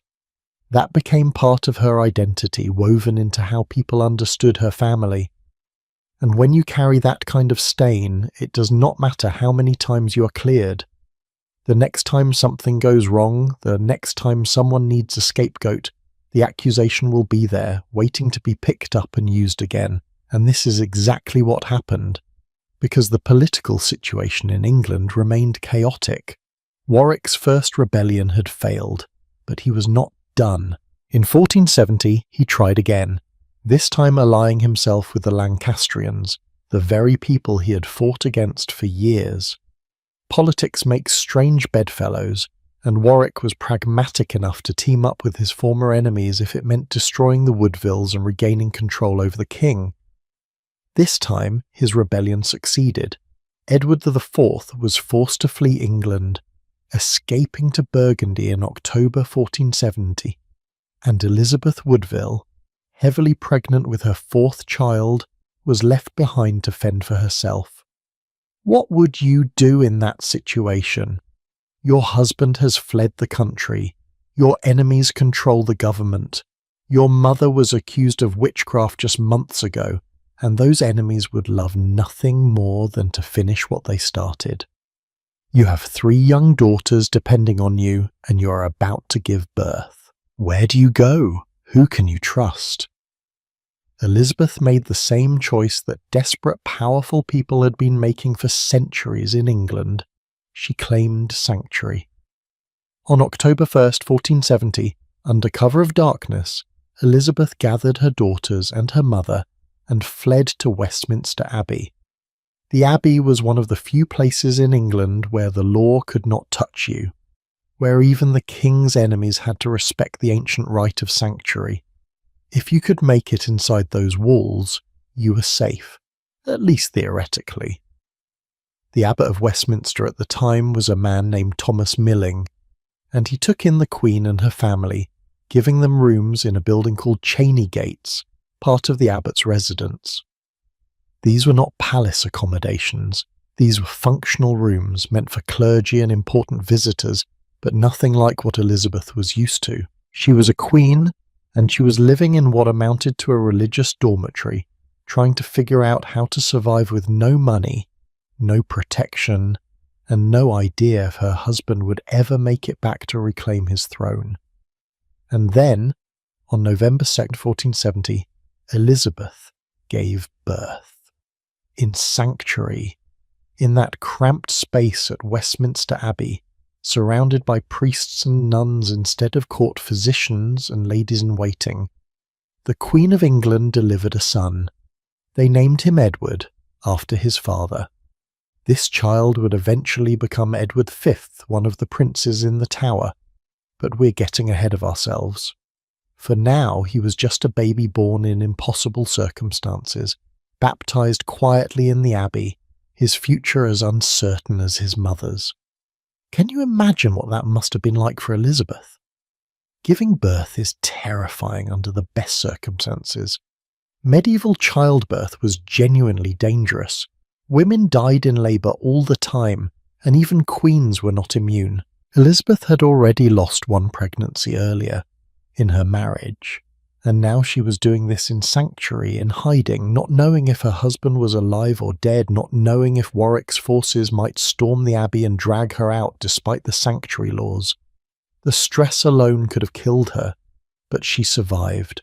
She always survived. That was Elizabeth Woodville's greatest talent. She endured. Now, here is where the story of sanctuary intersects with our larger theme about witchcraft and female power. Because sanctuary was a fascinating legal concept, and understanding it helps us see how Elizabeth was viewed by her contemporaries. Sanctuary was a Christian principle, rooted in the idea that churches were holy ground where even criminals deserved mercy. But it was also deeply political. Kings hated sanctuary because it limited their power. If anyone could escape justice by running to a church, how were you supposed to maintain order? But the church guarded sanctuary fiercely because it was one of the few areas where religious authority superseded royal authority. For a queen to claim sanctuary was unusual, borderline scandalous. It implied that she did not trust the laws of England to protect her. It suggested that she saw herself as being in genuine danger, not just political danger, but mortal danger. And in Elizabeth's case, it also reinforced the narrative her enemies were building, that she was not a legitimate queen, that her position was so precarious she had to hide like a criminal, that maybe, just maybe, she really had used illicit means to get where she was, and now she was facing the consequences. The Lancastrians who controlled London during this period made Elizabeth's time in sanctuary as miserable as they could, without technically violating sanctuary law. They cut off her funds. They made sure she could not receive supplies easily. The chroniclers tell us that the London butcher who delivered meat to the abbey was one of the few people who helped her, bringing food and necessities at great personal risk. Elizabeth, who had once presided over lavish court banquets, who had worn cloth of gold and jewels worth more than most people would earn in a lifetime, was dependent on the charity of a butcher and a sympathetic abbot. The reversal of fortune was complete. But here is what Elizabeth did in that sanctuary, something that tells us everything we need to know about her character. She did not give up, she did not despair, or at least she did not show it. She took care of her daughters, nursed her newborn son, kept her mother close and waited. She sent messages to Edward in Burgundy. She maintained contact with loyalists who were still in England. She behaved in every way that mattered, like a queen in exile rather than a fugitive. And when Edward finally returned to England in March 1471 with an army, when he fought his way back to London and reclaimed his throne, Elizabeth was ready. On April 11th, 1471, Elizabeth left sanctuary and rejoined her husband. Edward IV had defeated Warwick at the Battle of Barnet. The Kingmaker was dead, killed in battle. His rebellion finally ended. The Lancastrian cause was about to be crushed completely at the Battle of Tewkesbury a few weeks later. The Yorkists were back in power, and the Woodvilles had survived. Against all odds, despite everything that had been thrown at them, they had endured. You would think that this would be Elizabeth's moment of triumph, right? The return to power, the vindication, the proof that she was meant to be queen. And in some ways it was. Edward IV never wavered in his support for her. He could have divorced her during this period, could have claimed the marriage had been a mistake made under enchantment, could have used the witchcraft accusations as grounds for annulment. Many kings would have done exactly that, would have sacrificed their wife to regain political stability. But Edward did not. Whatever else you can say about their marriage, whether it started with magic or love or lust or political calculation, it endured. Edward stood by Elizabeth through the worst crisis of his reign, but the cost had been staggering. Elizabeth's father was dead, executed by Warwick. Her brother John was dead. Her family's wealth had been diminished. And most importantly, the witchcraft accusations, though they had failed to destroy Jacquetta in court, had succeeded in planting a permanent seed of doubt about the legitimacy of the Woodville rise to power. That seed would lie dormant for a while, watered occasionally by court gossip and political resentment, but always there, waiting for the right conditions to sprout again. And those conditions would come in 1483, when Edward IV died unexpectedly at the age of 40, probably from pneumonia or a stroke, leaving behind a 12-year-old heir and a country that was still deeply divided about whether the Woodvilles deserved the power they held. But before we get to that tragedy, before we talk about what happened to Elizabeth's sons in the Tower of London, we need to understand something crucial about how the witchcraft narrative evolved during the 1470s. Because the accusations changed, they became more sophisticated, more difficult to refute.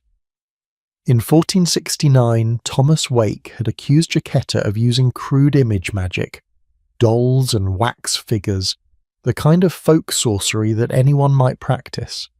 It was low magic, common magic, the kind that even skeptics could imagine happening. But by the time Richard III revived the accusations in 1484, the charge had expanded. Now it was not just image magic, it was a fundamental claim that Elizabeth's entire marriage to Edward had been achieved through sorcery, that her beauty itself was a form of enchantment, that her influence over the king was unnatural and demonic. This shift is important because it shows how witchcraft accusations adapt to serve political needs. When Warwick wanted to discredit the Woodvilles, a simple accusation against Jacquetta was enough. But when Richard III needed to delegitimize Edward's children and claim the throne for himself, he needed something bigger, something that would taint the entire royal line. So he did not just revive the old accusations, he expanded them, made them more comprehensive, more damning, more impossible to disprove because they were about the essential nature of Elizabeth and her family, rather than any specific act of magic. Have you ever noticed how conspiracy theories work this way?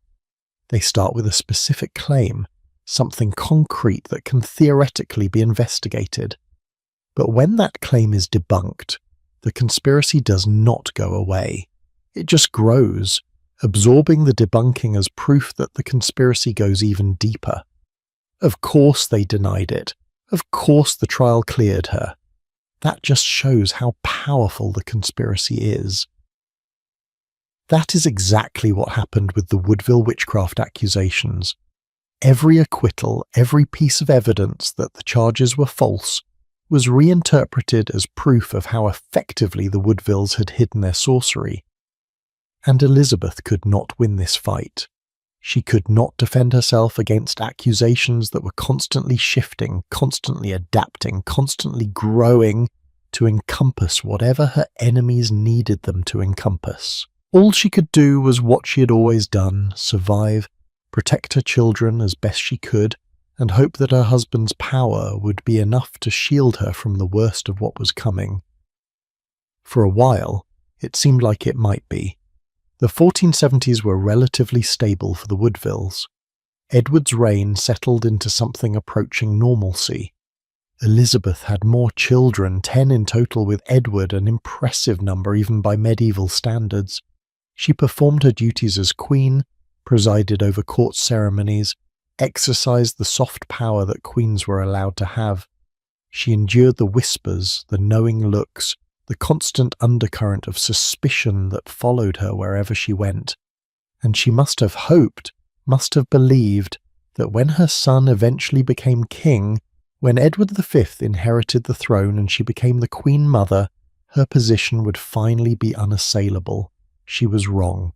Because in April 1483, everything that Elizabeth had built, everything she had survived, every sacrifice she had made would be threatened by a danger she had not fully anticipated. Edward IV's own brother, Richard of Gloucester, a man who wanted the throne badly enough to destroy everything and everyone in his path, including 2 young princes who stood between him and the crown. And when Richard came for Elizabeth's sons, when he locked them in the Tower of London and declared them illegitimate, the weapon he would use to justify it all was the same one that had been aimed at Elizabeth and her mother for nearly 20 years. Witchcraft, sorcery, the quiet accusation that had been waiting patient and poisonous for exactly this moment. April 9th, 1483, Edward IV died at Westminster Palace, just 40 years old, leaving behind a widow, 10 children, and a kingdom that was about to tear itself apart over who would control his 12-year-old heir. The official cause of death was probably pneumonia, though some sources suggest a stroke or complications from years of overindulgence. Edward had lived hard, fought hard, and apparently ate and drank just as hard. But whatever killed him, his death came suddenly enough that he barely had time to make arrangements for what would happen after he was gone. And those arrangements, such as they were, centred on one crucial decision. Edward named his brother, Richard of Gloucester, as Lord Protector of England. This meant that Richard would govern the country until young Edward V came of age and could rule on his own. It was a reasonable choice in some ways. Richard was experienced, militarily capable, loyal to his brother throughout the Wars of the Roses. He had governed the north of England effectively for years. He was family. Edward must have thought he could trust Richard to protect his children and honour his memory. Edward was catastrophically wrong, and Elizabeth Woodville, standing at her husband's deathbed, watching the only person who had ever truly protected her slip away, must have known immediately that she was in danger. because a 12-year-old king means a power vacuum, and power vacuums in medieval England were filled by whoever moved fastest and struck hardest. Elizabeth had enemies who had been waiting years for exactly this moment, and the most dangerous of those enemies was about to become the most powerful man in England. Richard of Gloucester was in the north when he received news of his brother's death. Young Edward, the new king, was at Ludlow Castle in Wales with his uncle Anthony Woodville, who had been serving as his governor and tutor. The plan was for Anthony to bring Edward to London for his coronation, where he would be crowned Edward V and begin his reign with the guidance of the council his father had appointed. It should have been straightforward. It should have been safe, but Richard moved first. He intercepted Anthony Woodville and young Edward at Stony Stratford on April 30th, 1483. The meeting seemed friendly at first. Richard was the boy's uncle, after all, his father's brother, someone Edward had known his whole life. But within hours, Richard had arrested Anthony Woodville and Richard Grey, one of Elizabeth's sons from her first marriage. He took control of the young king, claiming that he was protecting Edward from the Woodvilles, who Richard said were planning to seize power for themselves and cut Richard out of the protectorship that Edward IV had intended for him. This was Richard's first move in what would become a masterclass in political manipulation. He framed the Woodvilles as the aggressors, himself as the protector. He claimed he was acting in the late king's wishes, preventing a power grab by an ambitious family that had never deserved their position in the first place. And crucially, he had the king. Young Edward V was now in Richard's custody, being brought to London under Richard's control, surrounded by Richard's men. The boy was not technically a prisoner, but he was not free either. News reached Elizabeth in London before Richard and her son arrived. She knew immediately what this meant. Anthony arrested, Richard Grey arrested, the new king under Richard's control. This was not protection. This was a coup. And Elizabeth, who had lived through Warwick's rebellions, who had claimed sanctuary once before when the political situation turned against her, made the same choice she had made 13 years earlier.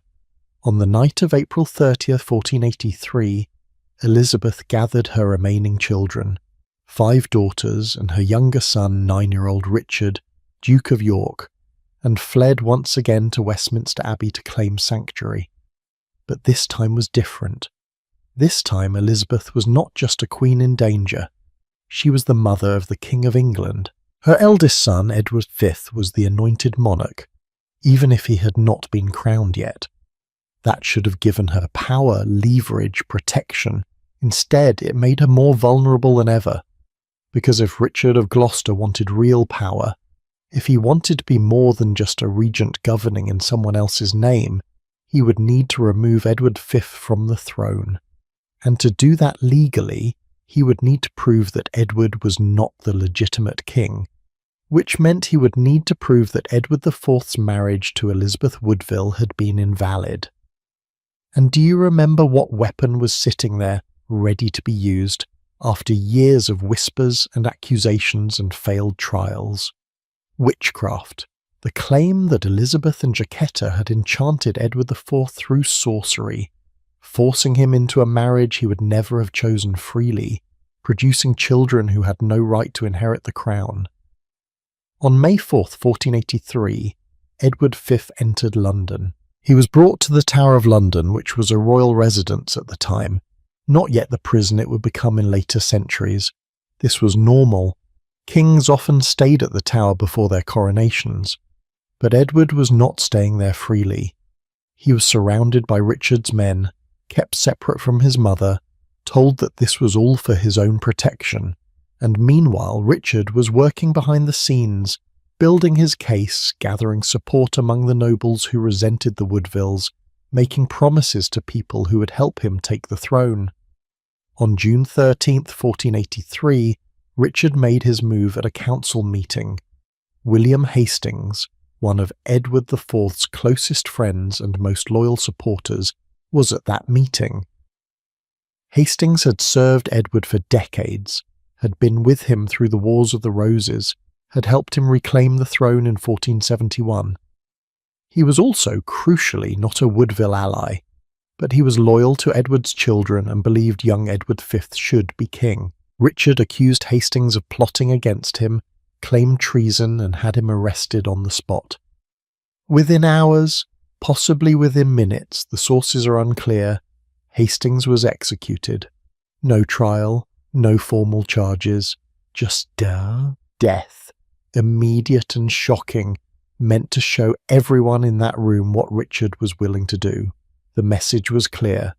Anyone who stood between Richard and the throne would be removed. It did not matter how loyal you had been to Edward IV, it did not matter how powerful you were. If you opposed Richard, you died. And if you were smart, you kept your mouth shut and went along with whatever Richard said next. What Richard said next was brilliant and monstrous in equal measure. He claimed that Edward IV's marriage to Elizabeth Woodville had been invalid from the start because Edward had been pre-contracted to marry another woman before he ever met Elizabeth.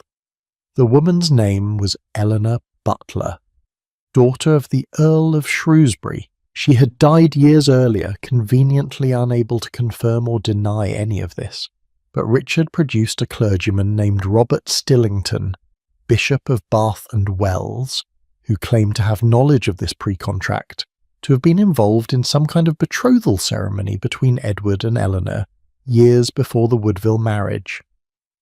Now let me explain what a pre-contract was, because this is crucial. In medieval marriage law, there were basically two steps to getting married. First came the betrothal, which was a formal promise to marry, made in front of witnesses. Then came the actual wedding ceremony. And here is the key point. A betrothal was legally binding. If you were betrothed to someone and then married someone else without getting the first betrothal annulled, your second marriage was invalid. Your children from that second marriage would be illegitimate. They could not inherit property or titles. This was the trap Richard was laying. If Edward IV had been formally betrothed to Eleanor Butler and never annulled that betrothal before marrying Elizabeth Woodville, then the Woodville marriage was void, which meant all of Edward and Elizabeth's children were bastards, which meant they could not inherit the throne, which meant the crown would pass to the next legitimate heir, Richard himself. It was a legal argument, cold and precise, and on paper it solved Richard's problem without requiring him to kill his nephews or stage an obvious coup. He could take the throne while claiming he was actually restoring proper legal order, correcting a mistake that his brother had made 20 years ago. But there were problems with this story. Big problems. First, the pre-contract had never been mentioned before. Not in 1464, when Edward married Elizabeth.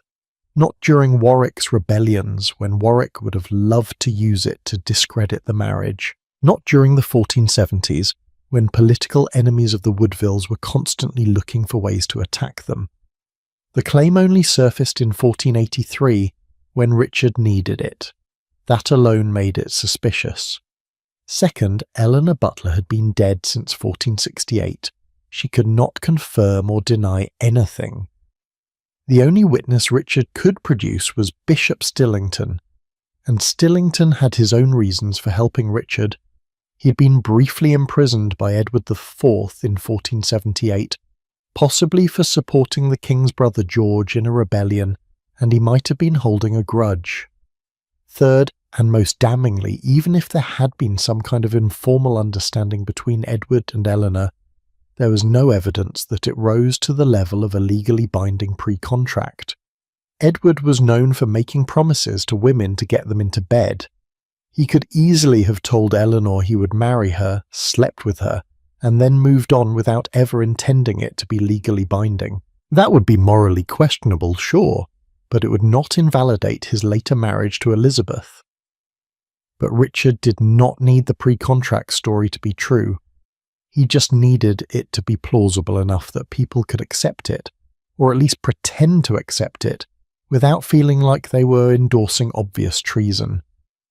and for the nobles who wanted to support Richard, who saw an opportunity to gain power under his reign, who resented the Woodvilles and were happy to see them destroyed, the pre-contract story was good enough. Except it was not quite good enough on its own, because even sceptical nobles might balk at disinheriting the king based solely on a questionable claim about a woman who'd been dead for 15 years. Richard needed something more, something that would make the pre-contract seem not just plausible but inevitable. He needed to explain why Edward IV would have married Elizabeth Woodville in the first place if he was already promised to someone else. And that is where the witchcraft accusation came roaring back. Because if Elizabeth and Jacquetta had used sorcery to enchant Edward, to cloud his judgment and make him forget his obligations, to bind him to Elizabeth through unnatural means, well then the whole mess made sense, did it not? Edward had not deliberately betrayed Eleanor Butler. He had been a victim of witchcraft, forced into a marriage he would never have chosen freely. The Woodville children were not just technically illegitimate because of a legal technicality. They were the products of a demonic union, tainted by sorcery, fundamentally unsuited to rule. On June 27, 1483, a preacher named Ralph Shah gave a sermon at Paul's Cross in London, one of the main public preaching venues in the city. His text was from the Book of Wisdom. Bastard slips shall not take deep root. And his message was clear. Edward V and his siblings were bastards, the children of an invalid marriage, and they could not be allowed to inherit the throne. Shah reportedly went even further, suggesting that Edward IV himself might have been illegitimate, that maybe the Yorkist line had been tainted from the start. That claim was too much even for Richard, who had it walked back. But the damage to Edward V's legitimacy was done. 3 days later, on June 25, 1483, a group of nobles and commons presented a petition to Richard asking him to take the throne. The petition laid out all the reasons why Edward V could not be king, the pre-contract with Eleanor Butler, the illegitimacy of the Woodville children, and yes, the claim that the marriage had been achieved through witchcraft and sorcery. The petition was later formalised in a parliamentary act called Titulus Regius, and the language is chilling in its directness. It states that the marriage between Edward IV and Elizabeth Woodville came about by sorcery and witchcraft committed by the said Elizabeth and her moder Jacquette, Duchess of Bedford. Never mind that Jacquetta had been dead for 11 years. Never mind that she had been acquitted of these charges in 1470. Never mind that no new evidence had emerged. No new witnesses had come forward. Nothing had changed except that Richard needed the accusation to be true. He simply declared it true, had it written into law, and used it as part of his justification for seizing the throne from his 12-year-old nephew. On June 26, 1483, Richard of Gloucester was proclaimed King Richard III, and Edward V, the boy who should have been king, remained in the Tower of London, now joined by his younger brother Richard, Duke of York, who had been forcibly removed from sanctuary at Westminster Abbey. Elizabeth had tried to protect him, had refused to hand him over, but she had no power to resist. The Archbishop of Canterbury and other officials convinced her, or coerced her, into giving up her son with promises that the boys would be safe, that they would be cared for, that Richard only wanted them together so they could comfort each other during this difficult time. Those promises were lies. Within weeks, the two boys stopped appearing in public. They were seen less and less frequently, moved to inner rooms of the tower, away from windows, away from visitors. By the end of summer 1483, they were gone. No one knows exactly when they died or how. No bodies were ever officially found, though in 1674, workmen discovered a wooden box containing the skeletons of 2 children beneath a staircase in the tower. Those remains are now in Westminster Abbey, believed by many to be the princes in the tower, though we will never know for certain. Elizabeth Woodville, still in sanctuary at Westminster Abbey, had to listen to the rumours, had to piece together what was happening from scraps of information, had to live with the knowledge that her sons were almost certainly dead, and there was nothing she could do about it. Her brother Anthony had been executed on June 25th, the same day the petition was presented to Richard. Her son Richard Grey had also been killed. Her eldest sons from Edward IV were gone. The witchcraft accusation that had haunted her family for 20 years had finally achieved what it was always meant to achieve: the complete destruction of the Woodville power, the erasure of their legacy, the murder of children whose only crime was being born to a woman whom powerful men called a witch. And Richard III sat on the throne he had stolen, surrounded by people who knew exactly what he had done but were too afraid or too complicit to oppose him. The quiet accusation of witchcraft had become a weapon of mass destruction, and it had worked perfectly, but every weapon cuts both ways. And Richard was about to discover that stealing a throne through lies and murder and accusations of sorcery did not make you safe. It made you a target. And somewhere in England, a man named Henry Tudor was watching, waiting and planning to do to Richard exactly what Richard had done to the princes in the Tower. Every culture has its foundational myths, stories that explain where power comes from and why certain people deserve to rule while others do not. In medieval Europe, one of those myths was blood. Royal blood, noble blood, the idea that your right to govern was written into your very veins, passed down from parent to child like property or titles. If you were born to rule, you carried something essential, something God-given, that made you different from common people. And if you were not born to it, well, no amount of talent or ambition, or even marriage could give you that essential quality. Except sometimes it could. And that is what made the Woodville story so dangerous to the medieval worldview. Because Elizabeth Woodville had married into royalty from outside it. She had brought her family with her, elevated them to positions they were never meant to hold. And worst of all, she had done it successfully.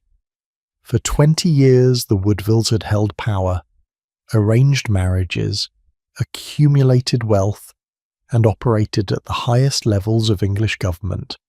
They had proven that blood did not matter as much as everyone said it did.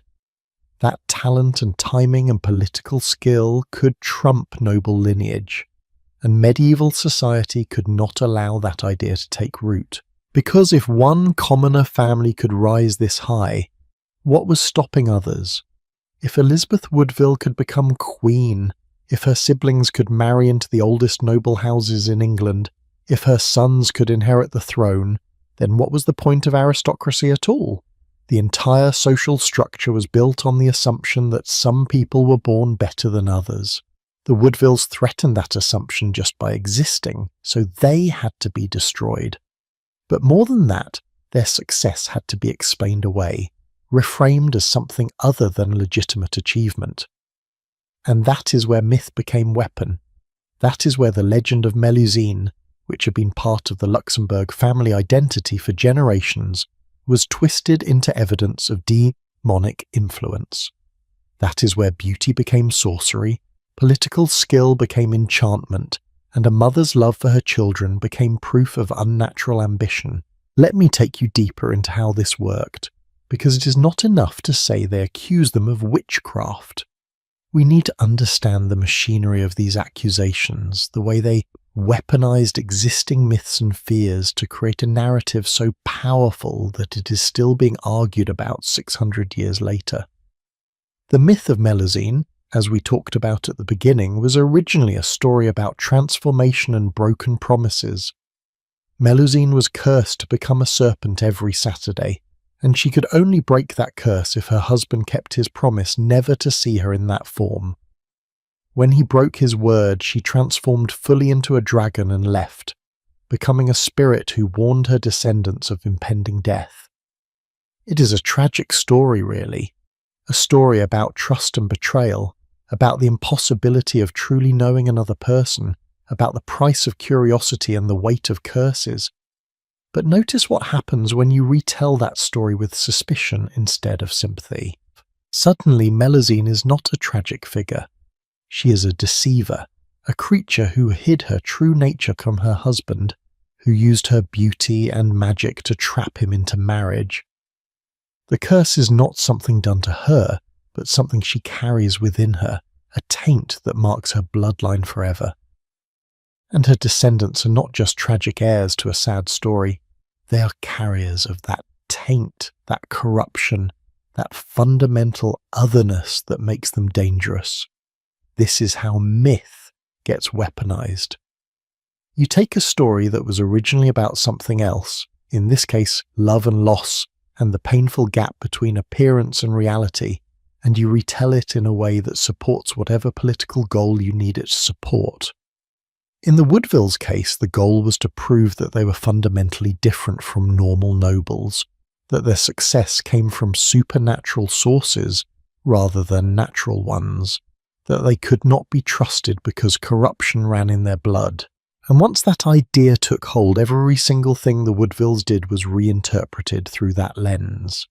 Elizabeth's beauty, not just genetic luck, but a glamour, a magical enhancement designed to ensnare men. Her influence over Edward IV? Not the normal influence of a beloved wife, but enchantment, a spell that robbed the king of his free will. The rapid rise of her family. Not political savvy, but the worker demons helping their servants accumulate worldly power. Even the timing of events got reframed. That May Day wedding, remember how we talked about May Day being associated with magic and pagan festivals? In the original context, that might have just been a romantic choice, or maybe it was not even the real wedding date at all, but in the retelling it became proof of witchcraft. Of course they got married on May Day after Walpurgisnacht, when the veil between the natural and supernatural worlds was thinnest. Of course, that was when Elizabeth sprung her trap. The date itself became evidence, and here is what is so insidious about this kind of myth-making: it is unfalsifiable. How do you prove that your beauty is natural? How do you demonstrate that your husband loves you for legitimate reasons rather than because you enchanted him?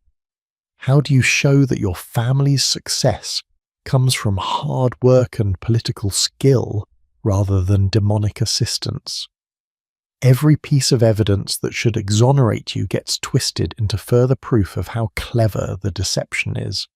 This is the same logic that would drive the witch hunts of the 16th and 17th centuries, when tens of thousands of women would be killed across Europe and America. The accusations against the Woodvilles were a preview, a demonstration of how these narratives worked and why they were so effective. Because witchcraft accusations were never really about magic. They were about power, about who was allowed to have it, and what happened to people, especially women who acquired power in ways that threatened the established order. Let me give you a comparison that might make this clearer. Think about how we talk about successful women today. How often do you hear someone described as too ambitious? How often are women accused of sleeping their way to the top, as if sexual charisma is cheating rather than a form of social capital that men use all the time without comment? How often do we assume that a beautiful woman must be less intelligent, less capable, less deserving of her success because surely she got where she is through appearance rather than ability? These are the same narratives, just secularized. We do not call it witchcraft anymore. We call it manipulation, social climbing using feminine wiles. But the underlying assumption is identical, that certain kinds of people, usually women, usually people from outside the traditional power structure, cannot possibly have earned their success legitimately. There must be some trick, some cheat, some unfair advantage that explains how they got where they are. The Woodvilles face this prejudice in its rawest form, and what makes their story so tragic is that they did everything right by medieval standards. They were educated, they were pious, Both Elizabeth and her brother Anthony were known for their religious devotion. Anthony went on pilgrimages, translated religious texts, brought the printing press to England specifically to publish Christian literature. Elizabeth founded churches, gave generously to religious institutions, performed all the public acts of devotion that queens were expected to perform. But none of it mattered, because the narrative had been set. They were the descendants of Melusine, the water witch, the serpent woman. They had risen too far, too fast. They were beautiful and ambitious and successful, and medieval England did not have room for people like that unless those people had been born into the right families, so the myth swallowed them whole. Now here is something that often gets overlooked in discussions of the Woodville witchcraft accusations, the role of other women in perpetuating these narratives. Because it was not just men who whispered about Elizabeth and her mother. Other noble women, women who had been born into the aristocracy and resented this newcomer who had married into it, were often the most vicious in their gossip. Women who felt displaced by Elizabeth's rise, who saw their own sons and brothers passed over for positions that went to Woodville's instead, who nursed grudges about being outshone at court by Elizabeth's beauty, or her fashionable clothing, or her family's prominence. This is important because we sometimes imagine that women in the past automatically supported other women, that there was some kind of natural solidarity among them against male oppression. But that is not how power works. Women with status to lose can be just as invested in keeping other women down as any man. Maybe more so, because they have less power overall and need to guard what little they have more jealously. So when Elizabeth Woodville appeared at court, when she showed up at her own coronation wearing cloth of gold and jewels and that impossibly long golden hair, women who had been born duchesses and countesses looked at her and thought, who does she think she is?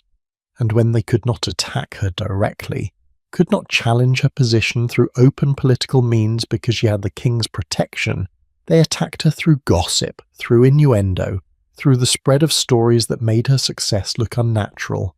Did you hear she used a love potion? Did you see how besotted the king is? That cannot be natural. Her mother claims descent from a water demon, you know. Who knows what they are capable of? These whispers, passed from woman to woman in chambers and corridors, at dinners and ceremonies, did as much damage as any formal accusation. Because they created an atmosphere of suspicion, a sense that everyone knew something was not quite right about the Woodvilles, even if no one could prove exactly what. And this is another way myths get weaponized. They do not need to be spoken aloud in official settings. They just need to circulate, to become common knowledge, to shape how people interpret events. So when something went wrong, when a battle was lost, or a harvest failed, or a plague broke out, people would look for someone to blame. And there, convenient and already suspect, was the family descended from a serpent woman, the queen who had enchanted the king, the mother and daughter whose beauty was too perfect to be natural. Do you see how circular this becomes? The myth creates the suspicion. The suspicion reinterprets events to confirm the myth. The confirmed myth justifies further accusations, and round it goes, building momentum, until you end up with a situation like 1483, where Richard III can stand up in front of Parliament and declare that the royal marriage was achieved through sorcery, and enough people find that plausible that he can use it to steal a throne. But here is what Richard did not anticipate. Myths cut both ways.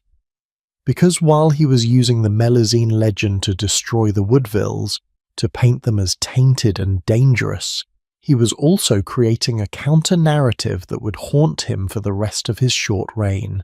If Elizabeth and her sons were victims of a usurper who had used false accusations to seize power, if Richard had murdered children to get the throne, if the witchcraft story was obviously a fabrication designed to justify treason, well, then Richard himself became the monster in the story. And that is exactly what happened. Within 2 years of taking the throne, Richard III was dead, killed at the Battle of Bosworth Field by Henry Tudor's forces. And Henry Tudor, who then became Henry VII, had one brilliant stroke of political genius. He married Elizabeth of York, the daughter of Elizabeth Woodville and Edward IV. This marriage united the houses of York and Lancaster, officially ending the Wars of the Roses. But it also did something else. It rehabilitated the Woodvilles. Because if Henry VII, the new King of England, married into the Woodville family, that meant the Woodvilles could not be tainted by witchcraft. It meant their blood was pure enough to produce the next generation of English monarchs. It meant the entire narrative Richard III had constructed, the pre-contract, the illegitimacy, the sorcery, was false. Henry made sure of that. One of his first acts as king was to repeal Titulus Regius, the parliamentary act that had declared Edward IV's children bastards. He had every copy he could find destroyed, made it illegal to even possess a copy, tried to erase Richard's justifications from history. But you cannot fully erase a myth once it has been planted. The stories about the Woodville women, about Jacquetta's witchcraft trial, about Elizabeth's enchantment of Edward IV continued to circulate. They became part of English folklore, woven into chronicles and histories, adapted and retold by generations of writers who found the story too compelling to leave alone. Even today, we are still arguing about whether there was any truth to these accusations, still trying to separate fact from fiction, still fascinated by the question of how much of the Woodvilles' success was skill, and how much was luck or beauty, or yes, maybe even magic. And that is the final victory of myth-making as a political weapon. Even when the people who deployed it are long dead, even when their purposes have been served or failed, the myths they created continue to do damage. The stain never fully washes out. The question mark never fully disappears. And women like Jacquetta and Elizabeth, who fought so hard to defend themselves, who won legal victories and survived attempts to destroy them, are still remembered as much for the accusations against them as for anything they actually accomplished. That is the real curse of Melusine. Not that she passed magical powers to her descendants, but that she gave them a story so powerful, so resonant with medieval fears about female power and sexuality and ambition, that it could be used to destroy them generations later. The legend became a weapon, and once forged, that weapon could be picked up and used by anyone who needed to destroy a powerful woman and make it look justified.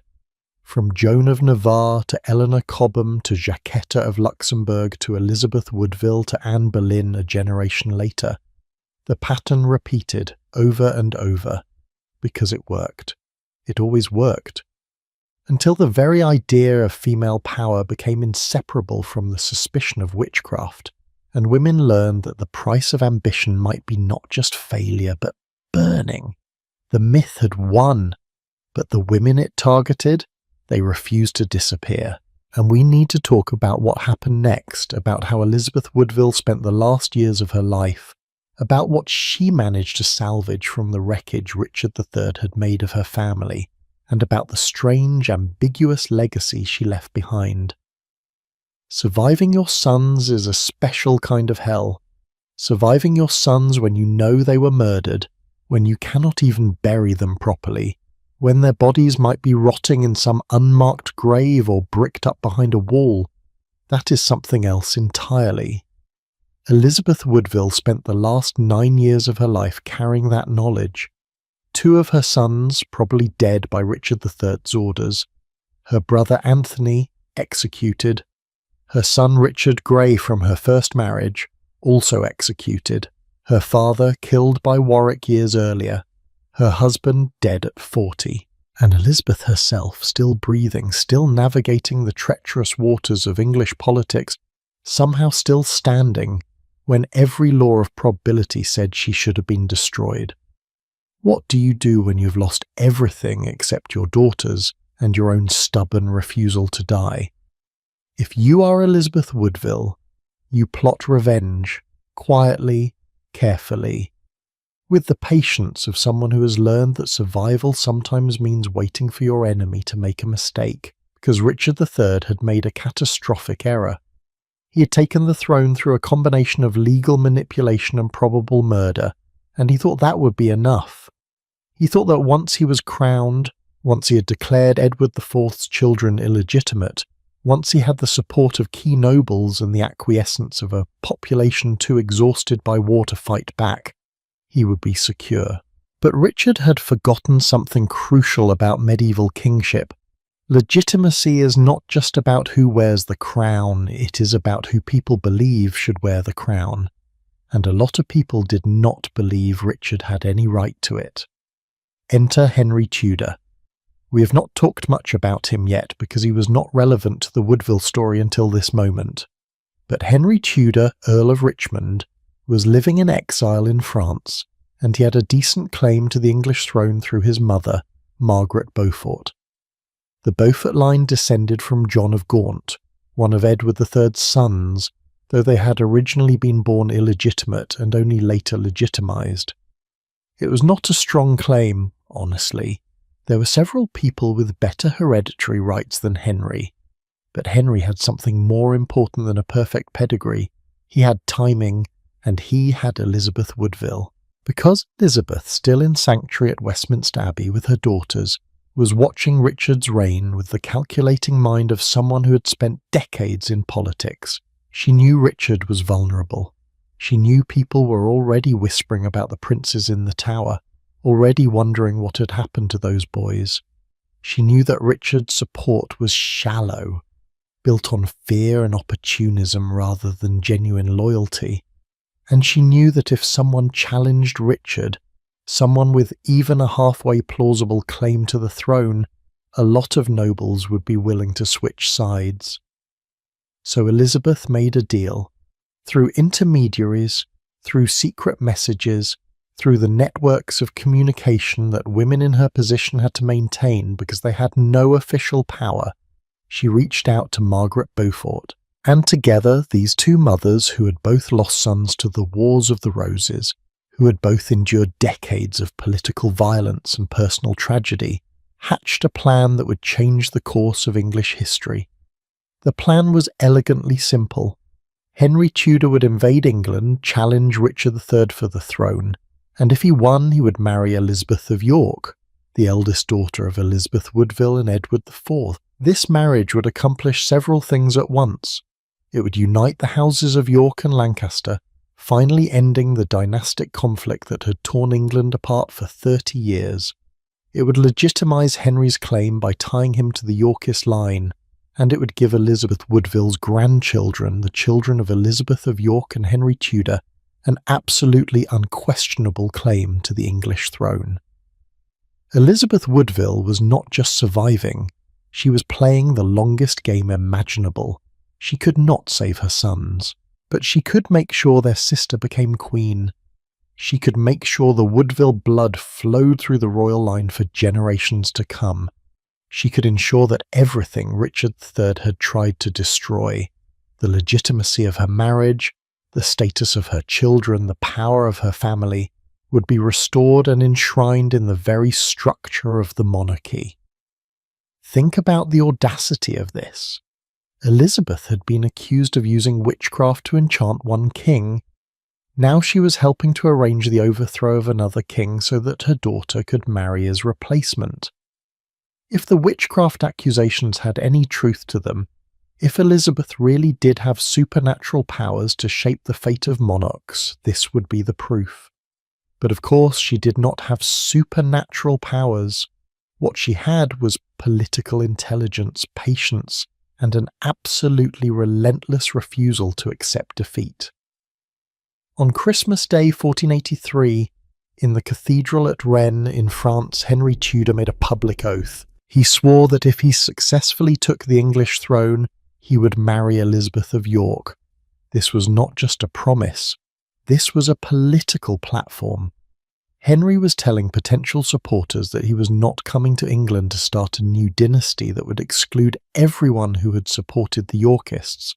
He was coming to heal the wound, to unite the country, to create a new royal house that would incorporate both sides of the conflict.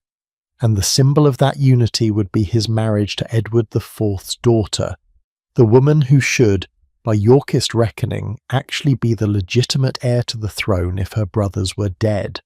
Henry invaded England in August 1485, landing in Wales with a small army of exiles and French mercenaries. Richard III marched to meet him with a much larger force. By all conventional military wisdom, Richard should have won.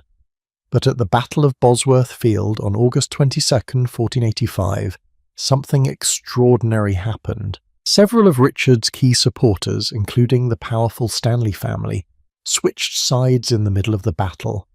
They had been promised rewards by Henry, or they had moral qualms about Richard's seizure of the throne, or they simply saw which way the wind was blowing and made a calculated decision to back the winner. Richard III was killed in the fighting. Legend says his crown was found in a thorn bush after the battle and placed on Henry's head right there on the field, though that is probably romantic embellishment. What we know for certain is that Richard died, his army scattered, and Henry Tudor became King Henry VII. The Wars of the Roses were effectively over, and one of the first things Henry did, even before his own coronation, was to send for Elizabeth of York. Now, here is where Elizabeth Woodville's story gets complicated and a little bit heartbreaking, because you would think this was her moment of triumph, right? Her daughter was about to become queen. The Tudor dynasty that would rule England for over 100 years was about to begin, built on the marriage alliance that Elizabeth had helped negotiate. The witchcraft accusations would be formally repudiated. Titulus Regius would be repealed. Everything that Richard III had done to her family would be undone, and all of that did happen. Henry VII and Elizabeth of York were married on January 18, 1486. It was a brilliant match politically, and by most accounts it became a genuine love match personally as well. They had 7 children together, including the future Henry VIII. Elizabeth of York was crowned queen, beloved by the people, a symbol of reconciliation and peace. The Tudor rose, that famous symbol combining the red rose of Lancaster and the white rose of York, was created to represent their union. Everything should have been perfect, but Elizabeth Woodville herself was sidelined, pushed out, made irrelevant in the very dynasty she had helped create. Why? Because Henry VII had his own mother to contend with, Margaret Beaufort, who had spent years plotting and planning to put her son on the throne, and was not about to let Elizabeth Woodville share the credit or the power, and more fundamentally, because Elizabeth Woodville represented something that Henry needed to move past. Think about it from Henry's perspective. He had just taken the throne through conquest and marriage. His claim was shaky. He needed to establish himself as a new kind of king, not beholden to either York or Lancaster, but transcending both.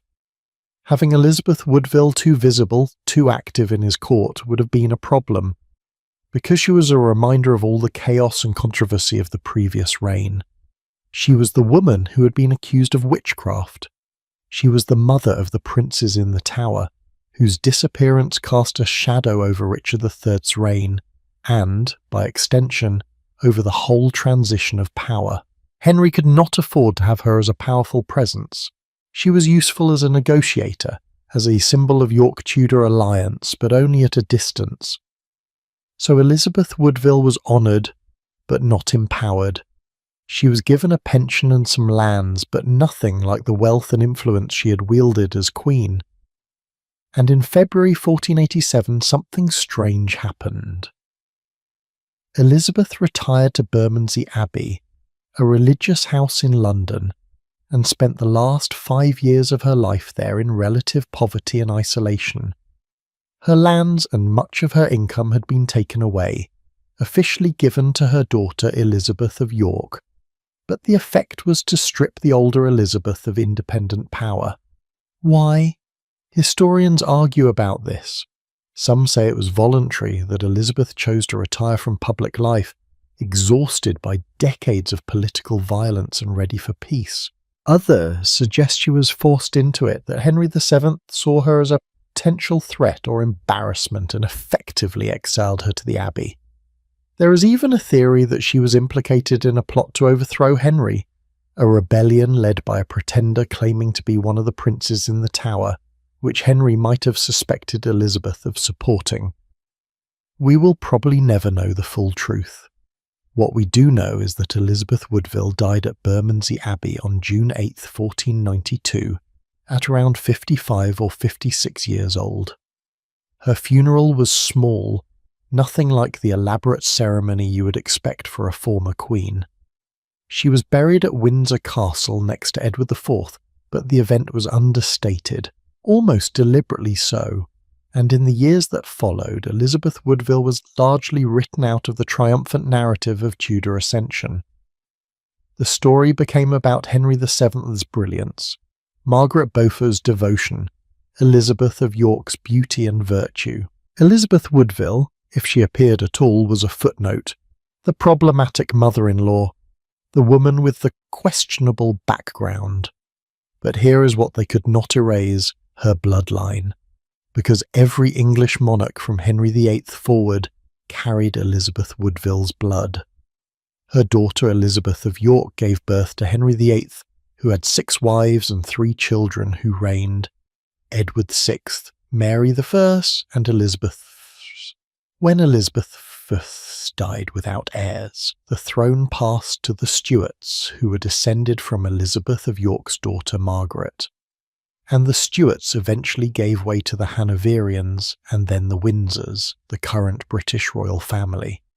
All of them, every single one, carry the blood of Elizabeth Woodville in their veins. And if you go back far enough, if you trace that bloodline through Elizabeth to her mother Jacquetta, to the House of Luxembourg, you could even argue, if you wanted to indulge in myth a little bit, that they carry the blood of Melusine, the water goddess who built castles and cursed her descendants and transformed into a dragon when her trust was betrayed.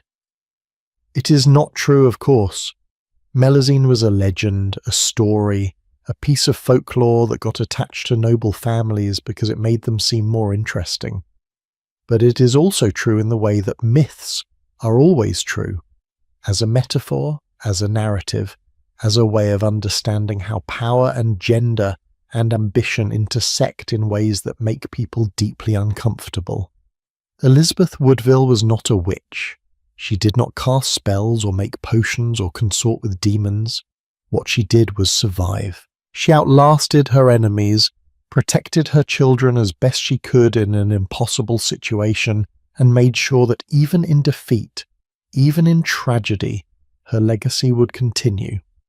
She was accused of using magic to enchant a king, but the real magic was simpler and more impressive. She refused to disappear. Think about what it took for her to do that, to lose 2 sons and keep functioning, to watch her husband die and immediately start planning how to survive the political fallout, to negotiate a marriage alliance that would restore her family's position, even though she herself would never regain the power she once had, to spend her last years in a convent, poor and isolated, knowing that her daughter was queen but unable to share in that triumph. That takes a kind of strength that has nothing to do with supernatural powers. That is just human resilience, pushed to its absolute limit. And the witchcraft accusations? They failed ultimately. They were used to justify Richard III's usurpation, but Richard's reign lasted only 2 years before he died in battle, remembered by history as a villain and possibly a child murderer. The accusations were formally repealed by Henry VII, erased from the legal record, made illegal to even mention. And while they lingered in gossip and folklore, while they continued to shape how some people thought about the Woodvilles, they could not prevent Elizabeth's blood from flowing through the royal line of England for centuries. So what do we make of the Woodville women now, looking back across 600 years. Were they victims? Absolutely. Victims of misogyny, political violence, impossible circumstances, and a legal system that was designed to destroy women who became too powerful. Were they villains? Only if you think ambition in women is villainous. Only if you believe that fighting to protect your family and your position makes you morally suspect. Were they witches? No. But they were something almost as dangerous in medieval England. They were women who refused to accept the limitations placed on them, who used every tool available to gain and keep power, and who demonstrated that intelligence and determination could sometimes overcome terrible odds. And for that, they paid a price. Jacquetta endured a witchcraft trial. Elizabeth lost her sons and her position and ended her life in poverty, but they also won, in the way that matters most to anyone who understands how history works. They survived in memory, they survived in blood, and they proved that the old myths about who deserves power and who does not are just that. Myths, stories we tell ourselves to justify the way things are, until someone comes along and shows us that things could be different. History has a funny way of deciding who gets to be the villain. Not funny ha-ha, more like funny tragic, funny infuriating, because the historical record is not some neutral accounting of facts. It is a story written by people with agendas, shaped by whoever won the last battle, filtered through centuries of cultural prejudices and political needs. And when it comes to the Woodvilles, the story that got written about them was brutal. For generations they were remembered as grasping social climbers, opportunistic upstarts who seduced their way into power they had no right to hold. Chronicles described them as corrupt, ambitious, dangerous. Even the sympathetic accounts portrayed them as victims of their own overreach, people who flew too close to the sun and got burned. But here is the question we need to ask. Were they actually bad? Or were they just successful in a way that threatened people who thought success should belong only to those born into it? Let me give you some context for how we know about the Woodvilles at all. Most of our information comes from chronicles written by monks and clergymen, men who had their own biases and political allegiances. The Croyland Chronicle, which is one of our most important sources for this period, was written by someone connected to the court but whose exact identity we do not know. That chronicle is sceptical of the Woodvilles, critical of their rise, dismissive of their achievements. But it is also critical of Richard III, so at least it is even-handed in its contempt. Then there are the Tudor historians who had to walk a delicate line. They needed to rehabilitate the Woodvilles enough to make Elizabeth of York seem like an appropriate queen, but not so much that it overshadowed the Tudor claim to the throne. So they soft-pedalled the witchcraft accusations, downplayed the controversy around Edward IV's marriage, and generally tried to make the whole messy story seem like it was all building toward the glorious Tudor ascension. And then there are the later historians working in the 16th, 17th, 18th centuries who had access to even less reliable information and filled in the gaps with whatever made the best story. This is how we got the romantic legends. Elizabeth under the oak tree, the dagger at her throat, the May Day wedding. These might be based on real events, or they might be complete fiction. We honestly cannot tell anymore. The real Elizabeth Woodville has been buried under layers of narrative, each generation adding its own interpretation, its own judgments, its own biases. So when we try to figure out what the Woodvilles were actually like, we have to do archaeology. We have to dig through these layers, recognize the agendas behind each telling, and try to extract something approaching historical truth. And what we find when we do that work is complicated. The Woodvilles were not saints, but they were not monsters either. They were people navigating an incredibly dangerous political landscape, trying to protect their family, accumulating power because power was the only thing that could keep you safe in 15th century England. Let me give you a specific example of how the Woodville reputation got unfairly blackened. There is a story that appears in several chronicles about Jacquetta and a man named Sir Thomas Cook. Cook was a wealthy merchant who owned an incredibly valuable set of tapestries depicting the siege of Jerusalem. According to the story, Jacquetta wanted to buy these tapestries, but Cook refused to sell them to her.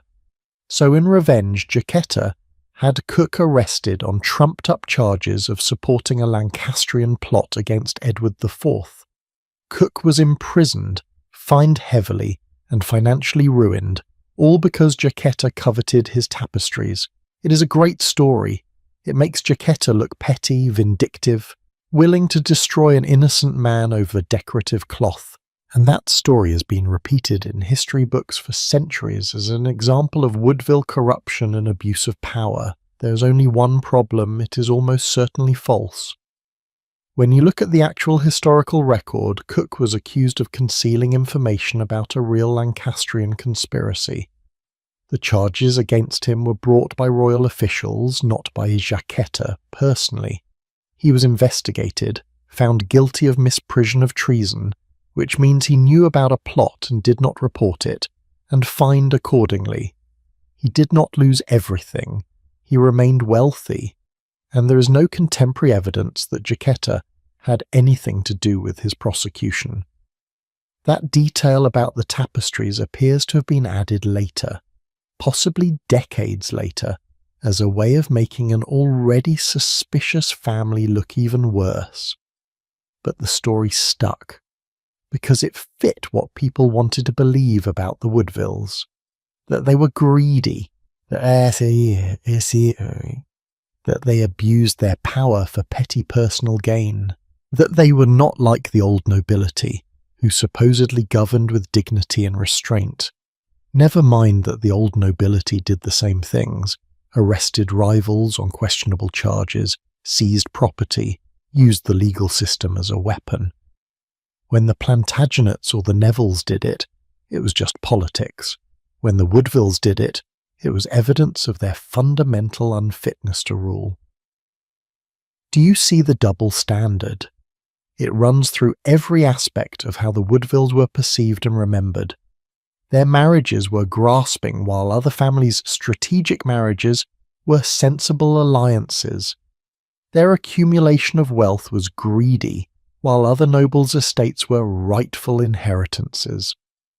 Elizabeth's influence over Edward IV was enchantment, while other queens' influence was proper wifely counsel. And the witchcraft accusations were the ultimate expression of that double standard. Because here is what those accusations were really saying. These people do not belong here. They are different. They are other.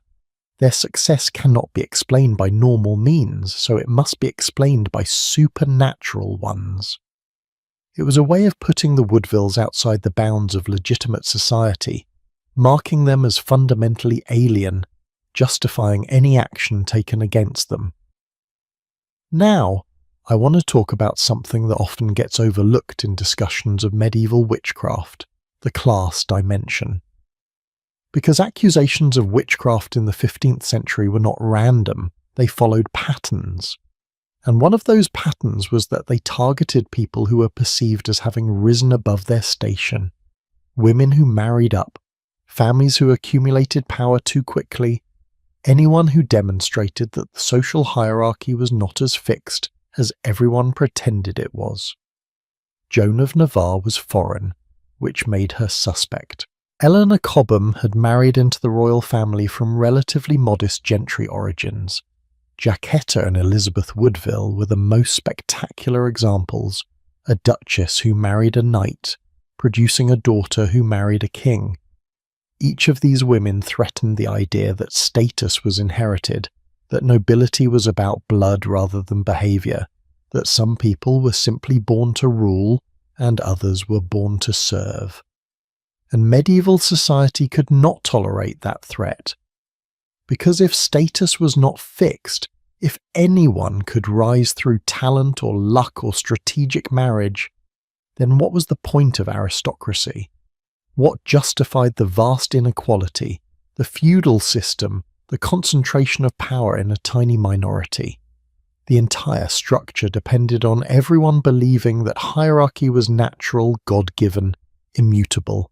The Woodvilles proved that it was not, so they had to be destroyed, and their destruction had to be framed in a way that reaffirmed the natural order rather than challenging it. That is why the witchcraft accusation was so perfect, because it said, yes, these people rose beyond their station, but only through unnatural means. Their success was not evidence that the system was flexible or that talent could trump birth. It was evidence that they had cheated, that they had used forbidden powers to circumvent the natural order. And therefore, bringing them down was not cruelty or injustice, it was restoring the world to the way it was supposed to be. This is how ideology works. This is how societies maintain inequality while still claiming to be fair. You do not say we are keeping these people down because we benefit from the current system. You say these people are dangerous, unnatural, tainted. We are protecting society by eliminating them. And if you can get enough people to believe that story, you can justify almost anything.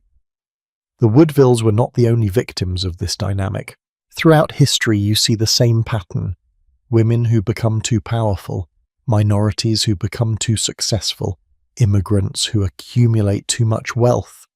They get accused of cheating somehow, of using unfair advantages, of being fundamentally different from normal people in ways that make their success illegitimate. And those accusations serve the same function every time. They protect the existing power structure by explaining away exceptions to it. So when we ask, were the Woodvilles as bad as history says they were? We need to recognize that the question itself is loaded. Because history did not just neutrally record what they did. History actively constructed a narrative about them, shaped by people who had reasons to portray them negatively. And that narrative has been repeated so many times, in so many chronicles and books and dramatizations, that it has become received wisdom. The Woodvilles were grasping social climbers. Everyone knows that, except maybe they were not. Let me give you a different way of looking at the same facts. The Woodvilles used Edward IV's marriage to Elizabeth to advance their family's position. True, they arranged strategic marriages for Elizabeth's siblings. True. They accumulated wealth and titles quickly. True. But every noble family in England did these things when they had the opportunity. The difference is that most families did it over generations, slowly enough that it looked natural, slowly enough that people got used to it. The Woodvilles did it fast, and speed in this context looked like greed. But was it greed, or was it survival instinct? Because the Woodvilles had to know how precarious their position was. They had seen what happened to favourites who fell out of favour. They had lived through the Wars of the Roses, watched families rise and fall based on which side they picked in each battle. They knew that if Edward died, if the political situation changed, they would need every bit of power and wealth they could accumulate to protect themselves. And as it turned out, they were right.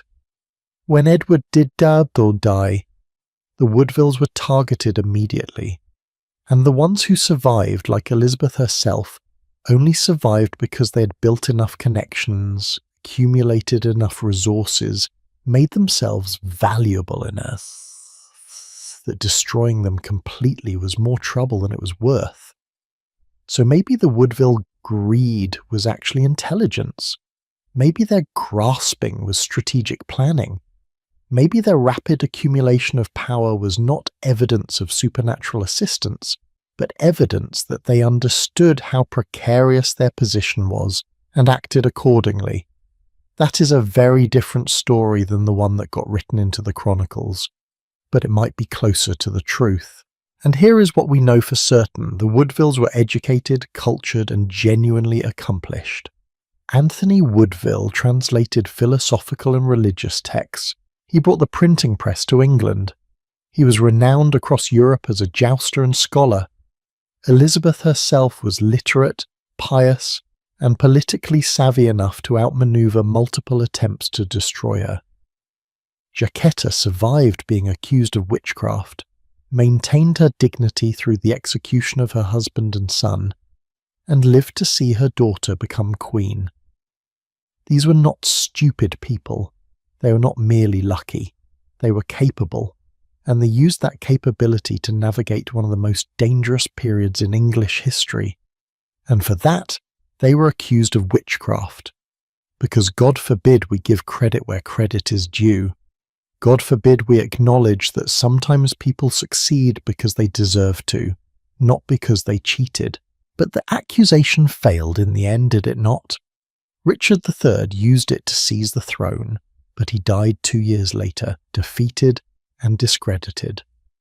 Henry VII repealed Titulus Regius, erased the legal basis for the witchcraft claims, made it illegal to even possess a copy of the act that had declared Elizabeth's children illegitimate. The Tudors rewrote the story, made the Woodvilles part of their own origin myth, ensured that Elizabeth of York's children would carry both Woodville and Tudor blood forward through history. So the witchcraft weapon, which had been aimed at the Woodvilles for 20 years, which had been used to justify their destruction, which had seemed so powerful and so final, ultimately failed. It could kill individuals, it could destroy reputations, but it could not erase the bloodline. It could not undo the marriages. It could not prevent the Woodville DNA from becoming part of the English royal family forever. And that is its own kind of victory, a bitter one, purchased with terrible losses, but a victory nonetheless. The women who were called witches survived in the one way that medieval people believed mattered most, through their descendants. And now we need to talk about what that means, about legacy, about how we remember, about whether history can ever be fair to people who were hated in their own time. Because the Woodville story does not end with Elizabeth's death in 1492, it continues, echoing forward through centuries, still being argued about, still being reinterpreted, still teaching us things about power and gender and the stories we tell to justify inequality. Legacy is a strange thing. You spend your life trying to control how you will be remembered, building monuments, making alliances, protecting your reputation, and then you die and the story gets taken away from you. Other people decide what you meant, what you stood for, whether you were a hero or a villain or something in between. And the Woodville women, Jacquetta and Elizabeth, had their legacy stolen and rewritten so many times that it is almost impossible to find the real women underneath all the layers of myth and political manipulation and historical judgment. But let me tell you what we can say with certainty. Standing here 600 years later, looking back at their lives with whatever clarity distance provides, we can say that they lived through one of the most violent, chaotic periods in English history, and not only survived but left an indelible mark on the future. We can say that accusations meant to destroy them failed in the most fundamental way, by not preventing their bloodline from becoming central to English and eventually British royalty.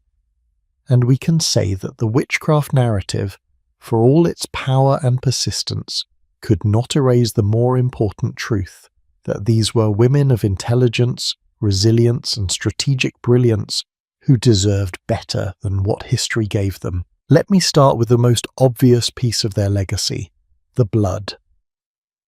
Elizabeth of York, daughter of Elizabeth Woodville and Edward IV, married Henry VII and became the matriarch of the Tudor dynasty. Their son, Henry VIII, is probably the most famous king in English history, the one who broke with Rome, dissolved the monasteries, married 6 times, and fundamentally changed the religious landscape of England. Henry VIII carried Woodville blood. His 3 children who reigned, Edward VI, Mary I, and Elizabeth I, all carried it.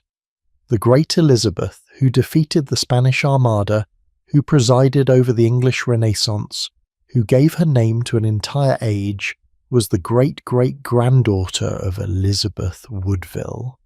When Elizabeth I died without heirs in 1603, the crown passed to James I of the Stuart line, who was descended from Margaret Tudor, Henry VIII's sister, who was also a granddaughter of Elizabeth Woodville.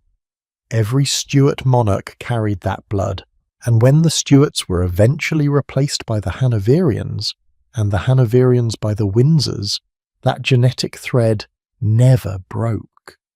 The current British royal family, King Charles III and his children and grandchildren, can trace their lineage directly back through Elizabeth of York to Elizabeth Woodville. Which means, and this is the delicious irony of the whole story, that if you believe the legend, if you accept that the House of Luxembourg really did descend from Melusine the water goddess, the serpent woman, the fairy who built castles overnight and cursed her descendants, then the British royal family carries the blood of a mythical creature accused of witchcraft. Every coronation, every royal wedding, every time the monarchy appears in public, they are embodying the legacy of a woman who was called a witch for daring to marry a king. Now, I do not actually believe the Melusine connection is real. It is folklore, beautiful and resonant folklore, but folklore nonetheless. But the fact that the story exists, that it was important enough to the Luxembourg family to preserve and claim as part of their heritage, tells us something important about how they saw themselves. They wanted to be connected to magic, to the supernatural, to something larger than ordinary human lineage. And that desire, that claiming of myth as identity, is what made them vulnerable when their enemies turned that myth against them. But here is what the enemies could not take away, the reality of what the Woodville women accomplished. Jacquetta married for love twice, which almost no noblewoman of her era managed to do even once. She survived accusations of witchcraft in an age when such accusations often ended in execution or lifelong imprisonment. She raised at least 14 children, saw her daughter become queen, and died in her own bed surrounded by family. That is not failure, that is triumph by any reasonable measure. Elizabeth Woodville became queen against impossible odds, produced 10 children with the king, maintained her position through rebellions and political upheaval, survived her husband's death and the murder of her sons, helped engineer the Tudor takeover, and ensured that her daughter would wear the crown she herself had lost. She spent the last years of her life in reduced circumstances, but she lived to see her gambit pay off. She knew, when she died, that the Woodville blood would flow through English monarchs for generations. How many people get to see their long-term strategic planning work out like that? And their legacy is not just genetic, it is cultural. The story of the Woodville women has been told and retold for 600 years. Philippa Gregory wrote novels about them. The BBC adapted those novels into television. Historians continue to debate their lives, their choices, their guilt or innocence regarding the witchcraft accusations. They remain fascinating in a way that many medieval queens do not, because their story touches on themes that never stop being relevant. Class mobility, female ambition, the weaponization of sexuality, the way powerful women are always suspect. Every generation finds something new in their story. In the Victorian era, they were seen as tragic romantic figures. In the early 20th century, they were often portrayed as scheming social climbers. In recent decades, feminist historians have reclaimed them as examples of women navigating impossible circumstances with remarkable skill. And each interpretation tells us as much about the time doing the interpreting as it does about the historical reality. But I want to talk about one aspect of their legacy that I think is the most important and the most overlooked, They proved that the system was not as fixed as everyone claimed. The whole structure of medieval society depended on the idea that nobility was inherent, that some people were born to rule and others were born to serve. That bloodline determined destiny. The Woodvilles demolished that idea just by existing. A knight's daughter became queen. A family of relative nobodies became for a generation the most powerful faction in England. And they did it not through supernatural powers, but through intelligence, strategic marriages, political acumen, and sheer stubborn refusal to accept the limitations that society placed on them. That terrified the establishment. Because if the Woodvilles could do it, who else might? What other families might look at their success and think, why not us? The witchcraft accusations were an attempt to close that door, to say no, this was an aberration, a trick, a deception, do not get any ideas. But it did not work. Because the Tudors, who came after, were themselves an upstart family, descended from Welsh gentry through Henry VII's father and from illegitimate nobility through his mother. They used the Woodville connection to legitimize themselves, which meant acknowledging that yes, sometimes outsiders can become insiders, sometimes the hierarchy is permeable, sometimes merit matters more than birth. And that idea, once planted, could not be fully uprooted. It grew, it spread, it eventually contributed to the breakdown of the rigid feudal system and the rise of a more mobile, more meritocratic society. I'm not saying the Woodvilles single-handedly caused the Renaissance, or the Reformation or the Enlightenment, but they were part of a pattern of disruption, of challenges to the old order, of demonstrations that the world could be different than everyone said it had to be. Now, would Jacquetta and Elizabeth have seen themselves as revolutionaries? Probably not. They were not trying to overthrow the social order. They were trying to succeed within it, to protect their family, to grab what power they could in a world that did not want to give them any. But revolution does not always require revolutionary intent. Sometimes it is enough to simply refuse to accept the role you have been assigned. Sometimes just surviving, just insisting on your right to exist in spaces you are not supposed to occupy, is radical. And the fact that they survived, the fact that we are talking about them tonight, 600 years later, in a world they could never have imagined, that matters, because for every woman who was accused of witchcraft and burned, for every family that was destroyed for rising too high, for every person who was crushed by a system designed to keep them down, the Woodvilles stand as an example of partial victory. They lost so much, but they did not lose everything. And what they preserved, their bloodline, their story, their demonstration that change was possible, outlasted all the accusations, all the propaganda, all the attempts to erase them. So what should we think about the witchcraft accusations now? I think we should see them for what they were. A political weapon, cynically deployed, using medieval fears about women and power to destroy people who threatened the status quo. Were Jacquetta and Elizabeth witches? Of course not. Did they use love potions or image magic or demonic assistance to achieve their goals? No. What they used was intelligence, beauty, political connections, strategic thinking, and every other tool available to women in their position. And for that they were called witches.